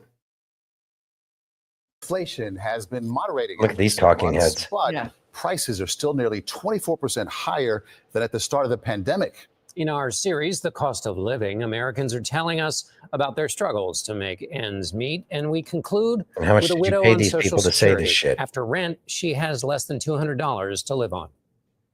Here, kitty, kitty, kitty, kitty. My name is Olivia Marino Carlson. I'm 70 years old. I live in Santa Fe, New Mexico. I cannot afford to retire. I live off of Social Security, which does not pay all my bills. That's why I'm looking for work. My husband was a mechanic. He developed MS. I took care of him until he passed away. I was working retail, lifting boxes. It was very hard. I'm going to the library to use the internet to look for work. I did not think that being 70 would be like this. I'm asking if there's any positions or work positions available here. We don't have anything open right now, but keep an eye on it. I put in an application here at Walgreens. I haven't heard back, so I'm going to check to see what's going on. They don't have an update on my application. The cost of food has gone up. Every time I blink, it goes up. I get better prices here. Your total's gonna be $10.25. This is where I have a Bible study. We thank you so much for this evening. There are times when I do feel like giving up, and coming to this group helps me continue on. Good. Right. My greatest obstacle right now is Who acts like that? being able to support myself. It is hard for me just to survive. I wish people in power would think more with their heart. It is hard for me to accept that I'm not able to enjoy the rest of my life because I have worked hard all my life. Just heartbreaking, man. Thoughts? Heartbreaking stories. It is a heartbreaking story that many people all across the country, not just this one lady, are struggling. That is a very real thing that's going on. It shouldn't be like that. I agree. Although I think that the policies that have been pushing American citizens out of jobs might have had something to do with that. I think that these policies of allowing businesses to hire illegals over American citizens might have something to do with that. I'm going to say that these government programs that are designed to fix everything are the reason why we have so many problems like this. Nobody can afford to retire. Nobody can afford to retire because all of the money is in all the politicians' hands because of all of their insider trading. We haven't had a chance because the game has been rigged. We know this. That's why we supported President Trump, and we still believe it. Those of you who still believe that President Trump is fighting for the American people, then that is our hope that we have right now. In the end, God is our hope. It's not one man, but I still believe that everything's moving forward because more and more people in the the state of the United States, the terrible words there. Let me try this again. More and more people in the United States are waking up to the fact that there is a lot of corruption going on, and everybody's sick and tired of it. Everybody's known that there's been corruption, but it's coming to a head, and you can't pop that zit until it's ahead, and it's coming to a head, and we're finally going to get to that point where something can happen, because the moves that are being made are still to take away from those who have been corrupt, to bring highlights to the problems that need to be addressed still. The moves are still being made, arrests and people are being launched that don't belong here. Positive steps are moving. This is just an attempt to bring depression and sadness, and it's never going to change, and we're all gonna never be able to survive. Blah blah blah blah. It's a narrative. They're pushing a narrative, and the tier was very pulling on the heartstrings. I get it, but at the same time, I don't trust the news agency because these are the same people who edit stuff to make it fit whatever it is they want to say. I'd like to see the unedited version of all of it. That would be nice. Yeah. Mike says, if I would have known I would live this long, I would have taken better care of myself. Well, I think that that's something that we all have to learn, Mike. Yeah. Yeah. Santino, being in the military for so long, when he wakes up, he's like a 90-year-old man. It's some Rice Krispies, some Snap Crackle Pop. Yeah. Yeah. You ready? Yay, fun. Yeah. Would you read that, please? John Brennan has a lot of people still at the CIA and the Office of the Director of National Intelligence. Let's listen. Mm-hmm. Do you think he is the leader of the deep state or just a member of the deep state? Well, the distinction there gets a little bit fuzzy, but he certainly has a lot of people still at the CIA today and the Office of Director of National Intelligence, where Tulsi Gabbard is at, a lot of his sycophants, the people who were her fellow party members, partisans, he helped promote them. In fact, the people who wrote some of the documents that have targeted Trump, they're still there. So that's why this still matters. That's why he still matters. And so I think that he is a leader in that sense. Thoughts? All right. So really highlighting some of the issues that still need to be addressed. The fact that this is being brought up, I'm going to go out on a limb and say that that this is going to be one of the directions that we're going to be heading soon. More about John Brennan, more about DNI and the IC intelligence community overall. I believe that, again, the dominoes must fall one by one, and we're seeing how the dominoes are starting to fall on top of each other all the way down. So it's only a matter of time before we start getting to the real deal about who the real perpetrators in a lot of this stuff are. And I think that John Brennan is going to be a key player in all of this, and it's going to be interesting to watch this thing flesh itself out. Very much so. We shall see. We shall see. Are you ready? Mm-hmm. Would you read that, please? Lee Zeldin says weather modification is real. Let's listen. Okay. Why would the government ever allow any weather modification?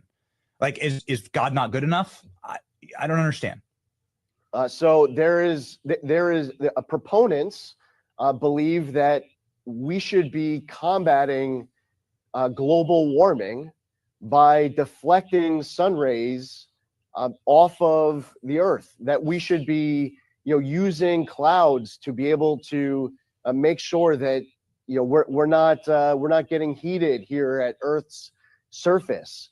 These are very simple points here in an interview as to what type of arguments get made. And then there are others who are just interested in the science and the research. And again, what you decide to do inside of a lab, inside of a university that is controlled is one thing, but starting to experiment by releasing sulfur dioxide out into the environment and just telling the American, giving the middle finger to the American public and the U.S. government and saying we're just going to do it anyway, you can't stop us. Well, that's something that we all should have a problem with. Yes. And as far as the weather modification, the cloud seeding, arguments have been made that to combat droughts, to help with keeping farms and agriculture receiving the precipitation that is believed to be needed to keep the crops growing, that they feel that it's a good thing to pursue that cloud seeding. That, again, I'm just answering your question as to the arguments that I have heard in favor of it, as far as my positions and what we have heard as far as concerns here at the agency. Everything is down there at the website to sum up the concerns that we have. It's a reasonable conversation, debate to be had amongst the American public and in Congress as to whether or not some private actor should be able to just say on their own that they're going to go ahead and just do it. Government doesn't have the power to stop them, and they're just going to, kind of decide to play God on their own. And if you ask me for my personal opinion, yes, sir, I have a problem with that. And the fact is that geoengineering is real. It's something that the U.S. government has acknowledged for a long time. Solar radiation modification, stratospheric aerosol injection, marine cloud brightening, weather modification, cloud seeding. Some of this stuff has a history that's going back many decades. Some of this stuff has history of government funding as recently as over the course of the last few years during the Biden administration. So the questions that the government that the people are asking of government is very fair. It's important for the people and the public to make sure that they understand what these things are individually, and you don't just confuse it all. Like if you just see some picture of a whole bunch of high altitude aircraft over your house where the conditions are very hot, jet fuel exhaust is coming in contact with low temperature air in high humidity that is causing that cloud exhaust fume to be that cloud to exist for longer than a few minutes. What you shouldn't do is say, that is marine that is stratospheric aerosol injection, that is solar radiation modification, that is geoengineering. You start confusing terms and definitions, you will start losing your own credibility of your own question, of your own argument. Thoughts? Okay, so this weather modification thing has been going on forever and a day. They were actually trying to do something about it in the Dust Bowl in the 1930s. And first things first, we got to get people to even accept the concept that weather modification is real. Now we have these people that are here talking about it on, legitimate shows. What is a legitimate show anymore, considering what legacy media did to what legitimacy was supposed to be? But that's another conversation. Anyways, so he's talking about all this weather modification and the millions of different words that they use for it. So that way they can obfuscate and they can hide all of the little things that they're doing wrong. And if something gets, shown to be or gets, I guess, outed as some sinister plan, oh, that's just those people, they're that kind of modification. We're this kind of modification, and we care about Earth. Or whatever the case is. But he brought up some excellent points, and that is it's really the problem with the religion of science. What is the religion of science biggest problem? The fact that they think that they can make everybody involved in their experiments without their knowledge or consent. Think about all this crap that was going on with the Hadron Collider, right? They were even saying, well, it could create a black hole and suck the entire Earth into it. Oh, well, I'm glad that you're the ones deciding whether or not we should do this. Back when they made the nuclear bomb, they had no idea. They had no idea if it was going to be an uncontrollable nuclear reaction, which was going to set the entirety of the planet on fire. That's the problem with the religion of science, is they don't care. They just want to be the first ones so that way they can have their name in the history books, provided that there's still history books, after what their experiment is done. That's my problem with the religion of science, is they have too much money taken and stolen from the American people to do these ridiculous things that are actually killing us. We don't want your stupid weather modification with your chemicals in the air being rained down upon us like acid rain and destroying crops and putting who knows what chemicals into the food that we eat, because it's going straight on the crops. Well, if we don't put that on there, then we won't be able to have crops. That's because of your religion sucks. It's your religion who has made the earth become the way it is now, because we're not doing things the way we should be doing. So this is one of those things that must be dealt with. We do have to deal with weather modification. We don't need you creating fake clouds. We don't need you making clouds brighter over the ocean.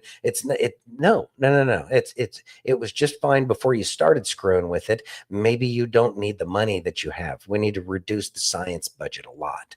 Yeah. Which is going to piss off a lot of scientists. I apologize, but you need to police your own. You need to police your own, so that way we don't have things to talk about like, yeah, you want to nuke the whole planet and you want to do this experiment and you don't even know if it's going to kill all of us. Right. That's why we don't like your profession. Yeah. And it's not very scientific anymore, especially considering how much of the numbers have been fudged with the one specific part of the religion of science, and that is the global climate change portion of the religion of science. Yeah. Tired of your religion. It's much worse than any other religion. Yeah. Anyways, Calbear says that's true. Teller said the H-bomb could vaporize the atmosphere. Hey, Joe. Hey, Joe. And look. It's Randoon. What's going on, Randoon? Hey, friends, I finally got off early from the house build. Was having some lower abdominal pain, so went to the doc. Hope everything's well. Are you okay? Well, all right. Well, we'll say some prayers for you, sir. Yeah. Well, I mean, he's here now, so obviously they said he's fine, or he's got, just like a day or two left. So go live your best life. But I don't think that's the case. Yeah. I don't think he'd be watching us. Yeah, probably better things to do. Yeah. Yeah. Anyway. Anyway. You ready? Yes. Would you read that, please? Let's see. Jesse Kelly thinks President Trump is prepping us for an unavoidable leak. Let's listen. Okay, good. He's lashing out. He's calling everybody who cares about this stupid. You're falling for a Democrat hoax.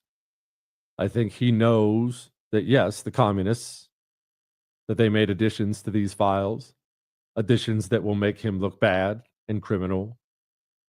I think he's been told, Mr. President, we don't want all this stuff exposed because you or someone close to you maybe will look bad.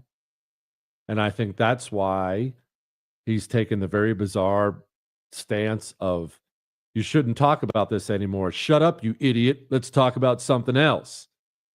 Doesn't land well. I see my emails not landing well with you. And I think Donald Trump's a lot of things. He's most definitely not a dummy. I think he's aware that's the kind of thing that's not going to land well. So if you're saying something repeatedly, he's saying the same thing over and over and over again. Move on, shut up, move on, idiot, stop working. This is a hoax. It's a hoax. I think he's prepping the ground. And let me make a prediction. One that I pray to God doesn't come true because I hope my entire theory is wrong. I think the information is going to leak. That's what I think. And I think he knows this information is going to leak. And that's why he has spent the last week or two telling you this is made up. This is incredible. He keeps using that term credible. This is made up. It's a hoax. It was James Comey. It was Obama. It was a hoax. It's a hoax. It's a hoax. I don't think Donald Trump did anything wrong with Jeffrey Epstein. I do believe he's in the files. Thoughts? I think he's close, but I've already said my point of view. I think Trump has done more to get the left to finally do their job than anybody else has. Like we pointed out yesterday with that Wired article where they look at that one video and they get it down to the thousandth of a second, to figure out exactly what's wrong with everything Trump said. Who else could get the press to finally do their job other than President Trump? And the only way he had to do that was to say it's a hoax, it's fake, leave it alone, forget about it, you're stupid if you look at it. The left is so easy to play. It really, it's like not even a sport for him. It's just, he just makes him do what he wants him to do. Again, the article we discussed earlier, 1,200% increase of searches on Jeffrey Epstein this week alone because President Trump said that. The left is the legacy media finally has that encouragement to do their job, and they're going to show Trump. Yeah, tricks on you because you're the ones who are going to end up forcing it to happen and end up screwing your entire, narrative. But it'll all come out in the wash. Don't be okay. You'll be okay. You'll still be irrelevant. And it's just the difference is nobody's going to care about what the hell the left has to say anymore. Right? Yeah, dossier 2.0. It's all coming out. We're glad to be back, Randoon. Yeah. We're so glad to be Yeah, back. we're so glad to be back. Thank you. Yeah. So, yeah, that's it. What this entire thing is with President Trump, he doesn't think that we're stupid. He doesn't think we're idiots. And he certainly doesn't want to have us stop supporting him. This is just a way to play the press, plain and simple. And they're going to force the hand that they were trying to protect this entire time. That's the funny thing about all of this is they were the defenders of all of this crap. No, there's nothing there. Just crazy conspiracy theorists. Now all of a sudden they're doing the research. Yeah. Hilarious, isn't it? It's soon. We're soon. It's much Soon. sooner.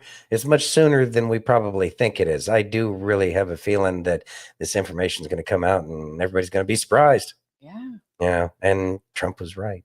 Yeah. Ready? Yeah. Enjoy your dinner, Steph. Enjoy your dinner, Steph. Let's listen. All right. Let's stop being so quick to categorize people based on what we see with our eyes or where they are in certain behaviors in their lives. Judge nothing before the appointed time. You don't even know what battles they're fighting. and you don't know how far they've come, and you don't know what it's taken them just to keep running the race. And they might be limping, but they might make it to the finish line because they limp. Thoughts? Just got to keep on keeping on, one foot in front of the other, and we need to provide that encouragement for everybody around us, because these trying times are trying. And we could all use that encouragement. So make sure you're encouraging others, because we don't know the struggles that other people are going through, but we do know that everybody's going through a struggle of their own. So we should be there for everybody, because in the end, the only way we're going to get out of these kinds of problems is if we learn how to love each other the way Jesus asked us to. And that's really what it is. And yeah, we may look different, we may talk different, we may sound different, we may live different lifestyles, but we don't need to hate anybody. No. Again, we're getting it confused, and we need to hate the sin, but love the sinner. Love the sinner, hate the sin. And when we can get that, worked out, because it's not easy. It's not easy to separate the sin from the sinner.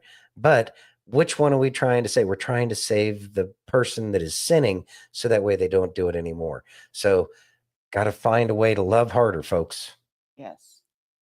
Ready? Mm-hmm. Would you read that, please? Yes. Let me give him a mouse. There we go. All right. What the hell? DoD contracts with Microsoft, who then contracts with Chinese hackers? Let's listen. Well, here's something only big government would think makes sense. The Pentagon using engineers in China to maintain the Defense Department's computer systems. What could possibly go wrong? This is real. It gets worse. In a ProPublica investigation released Tuesday, it turns out we've been doing this for years. The Defense Department's computer systems handle the nation's most sensitive data. And the US government and Microsoft, in their infinite wisdom, said it was no problem to let our biggest cyber adversary, China, provide us with their Chinese technicians. This arrangement comes about because Bill Gates's Microsoft employs Chinese engineers to maintain those US Defense Department computer systems using what they call a digital escort model. The digital escort model is the comical effort to address a glaringly stupid arrangement. It's a safety measure where US personnel with security clearances monitor the Chinese engineers working on our Defense Department computers. The problem? It's a big one. Most of these digital escorts, according to ProPublica, provide minimal supervision over their Chinese tech whizzes, and worse, the Americans often lack the technical expertise themselves. They're often minimum wage former military personnel with little coding experience. So they're told to watch these highly trained expert Chinese-based engineers who can technically run circles around them. Literally. Again, what could possibly go wrong? This is like the Pentagon saying, don't worry, we have security. But the security guard is a Raggedy Ann doll. Then, listen to this. ProPublica says people involved in this work tried to warn Microsoft that this arrangement was inherently stupid. But somehow, no one at Microsoft seemed to care. The Raggedy Ann doll security system was perfectly sufficient for our nation's top military department. So ProPublica, doing its due diligence, went to Microsoft, and Microsoft assured the public that it has disclosed this Chinese escort system to the DoD. So then ProPublica went to the DoD, and guess what the DoD said? The DoD's own IT agency spokesperson, Devin King, said, quote, literally no one seems to know anything about this, so I don't know where to go from here. Nice. Oh, and just in case you thought this might get people killed, don't worry. Microsoft and the government say that this particular system only has access to information that falls below classified. What's below classified, you ask? Well, that's just data that involves the, quote, protection of life and financial ruin.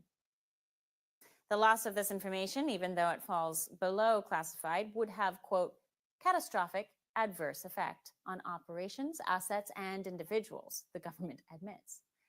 These expert Chinese hackers are handling materials that directly support U.S. military operations, but don't worry, it's all below classified. But ProPublica actually gets it somewhat wrong here. Our classified information is, in fact, managed on Microsoft systems, and it has been for decades. You can't throw a stick in this town in DC and not hit someone who has a clearance. Ask any one of them, and they'll tell you Microsoft does, in fact, handle information above classified. But this is not the craziest thing about this story. No one, and I mean no one, at the DoD leadership level seems to know about this. At least they're not willing to admit it. Even Cyber Command officials from Biden days are saying they had no idea the system even existed. The ironies, my friends, are legion. But I'll point out that while the government will say they're on top of things, and they are in fact on top of a lot, there are major gaps that our adversaries are taking advantage of every day, and they know it. In a 2024 Cyber Safety Review Board report, we found prior Chinese hacks on Microsoft systems exposed vulnerabilities in 22 organizations. In 2023, these hackers, these Chinese hackers, got into the cloud-based mailboxes of senior government officials. China stole emails and data from the Commerce Secretary, the U.S. Ambassador to China, and others. 60,000 emails pulled from the State Department alone by Chinese hackers. Our government has labeled China the biggest cyber threat to the U.S. government we currently face. Going back to this bombshell report that no one at the Pentagon seems to know about, a current digital escort told ProPublica that regarding these Chinese engineers in our DoD computer systems, quote, we're trusting that what they're doing isn't malicious, but we really can't tell. And that, my friends, sums up the entire U.S. federal government. Thoughts? I have a feeling that there's a little bit more to this than what she's talking about, but that's fine. It certainly highlights some of the issues that we have, but there certainly are a lot of things that you can figure out when you have something like that going on. And not just about the U.S. government and the way it works, but you can find out about what they might be interested in and where they put their focus and efforts. You never know what's going on in the background, and with the government, you never really know.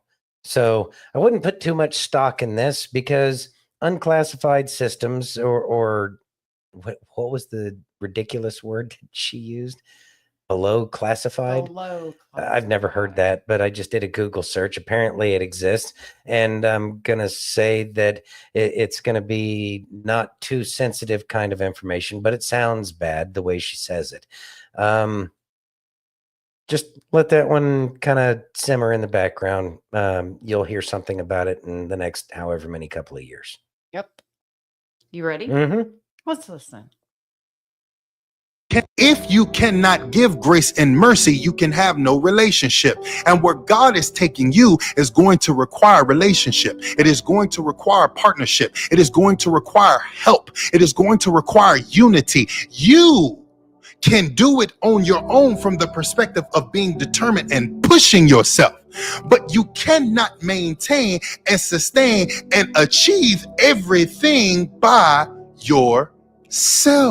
You need people to be advocates. You need people to be supporters. You need people to walk you through the door at times. You need people who can stand shoulder to shoulder with you, not only achieving things in the natural, but fighting demonic things in the spiritual. You need individuals with you to get to all of what it is that God has for you and for your life.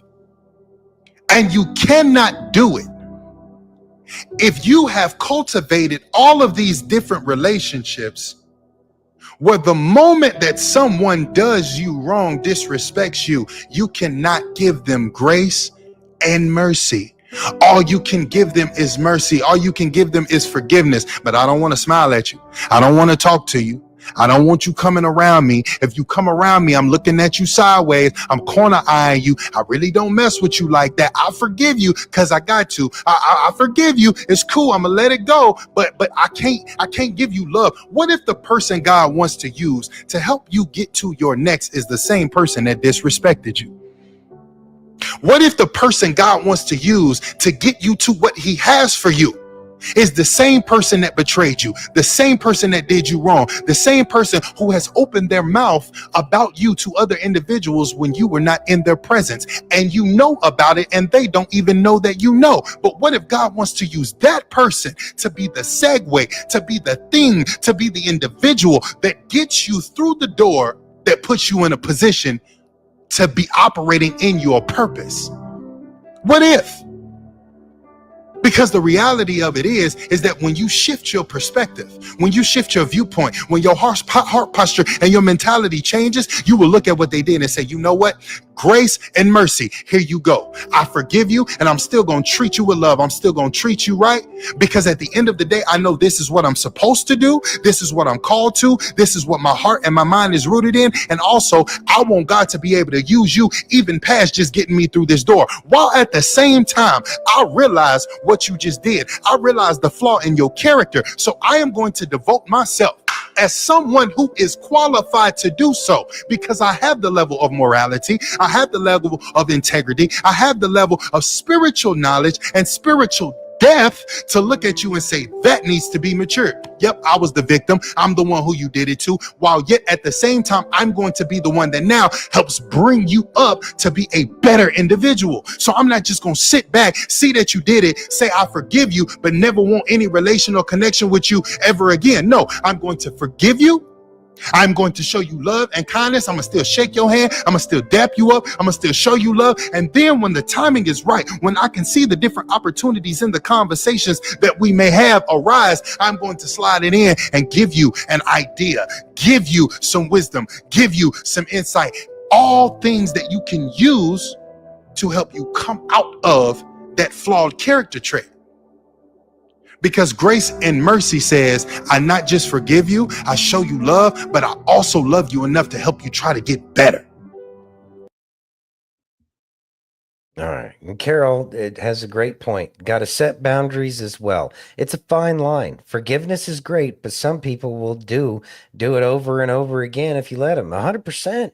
Some people will, and you should separate yourself from the people that are still actively hurting you, whether they're trying to or not is of no consequence. Are they doing it? Yes. All right. We're going to need some space. But if they aren't like continuing to bring you down, to hurt you, whatever the case is, what we need to do is what we need to do is we need to apply that forgiveness as best as we can, and we need to be there. They came into our lives for a reason, and you know what? If they're not ready to grow, if we're not ready to grow, it's not going to happen. But we should not be the impediment to our own growth because we don't know how to forgive.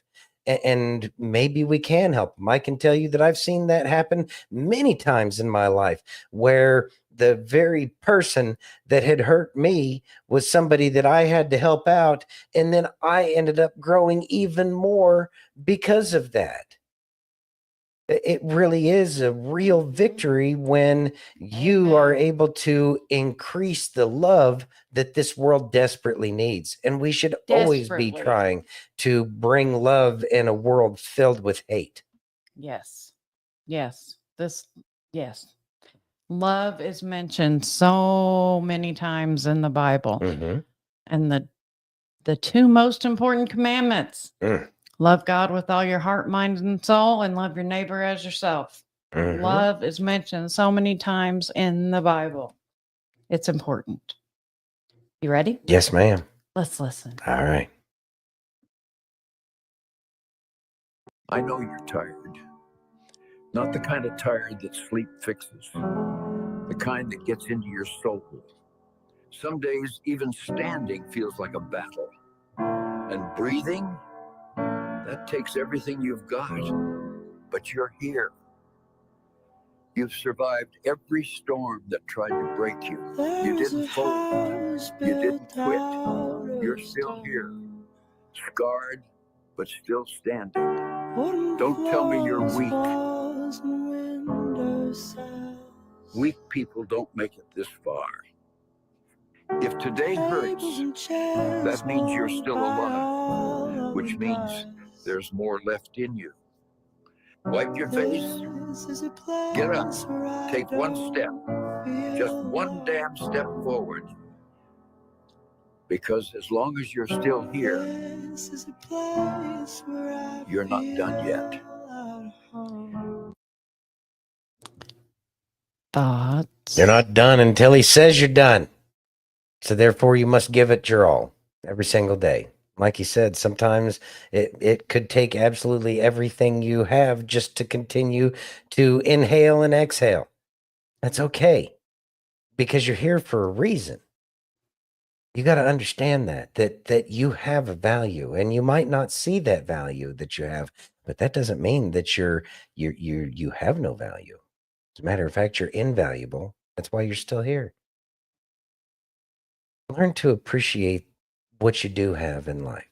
And yeah, there might be some challenges and it may be rough.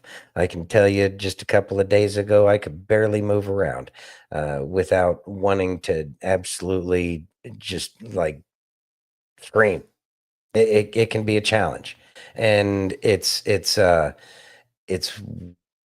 just forget about all of the negative things that go through your head all the time. What you need to recognize is that you truly do have value.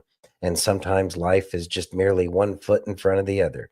But as long as you keep doing that one foot in front of the other, then you're still succeeding and you're not letting it bring your ass down. So what do? You tell all of these problems in your life, kiss my ass. I'm going to keep moving because you can't bring me down, because he has me here for a reason. And I'm going to find out what that is. So make sure you have that motivation and make sure that you understand that you're here and that you're here to do something and that you're going to do it to the best of your ability, because God anointed you to do the very things that he put you here for. I agree, F. Clem. That is awesome. I'm going to add a little seasoning. Every morning when you wake up and you put your feet on the floor, say, I am joyful. I am blessed and I am loved. Let the negative thoughts fly out. Don't worry about those.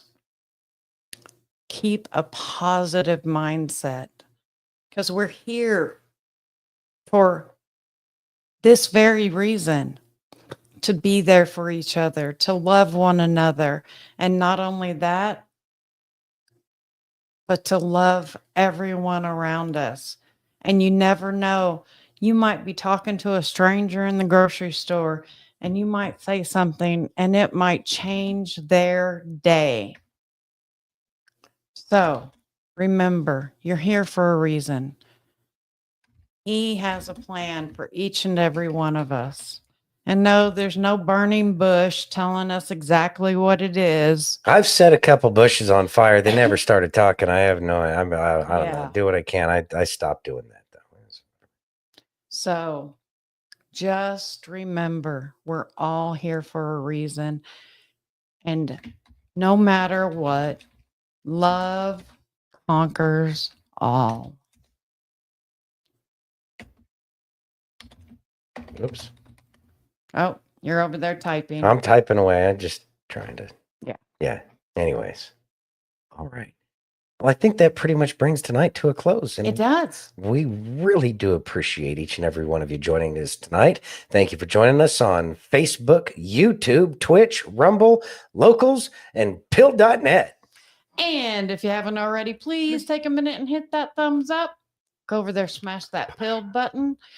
Facebook, there's like 7, and you're our family. So we know you love to push buttons. Mm-hmm. We love you all. And we will see you tomorrow night. Same dat channel, same dat time. Y'all have an amazing evening. And know, without a shadow of a doubt, our Lord and Savior, Yeshua HaMashiach, loves all of us. and did so much for each and every one of us. Yep.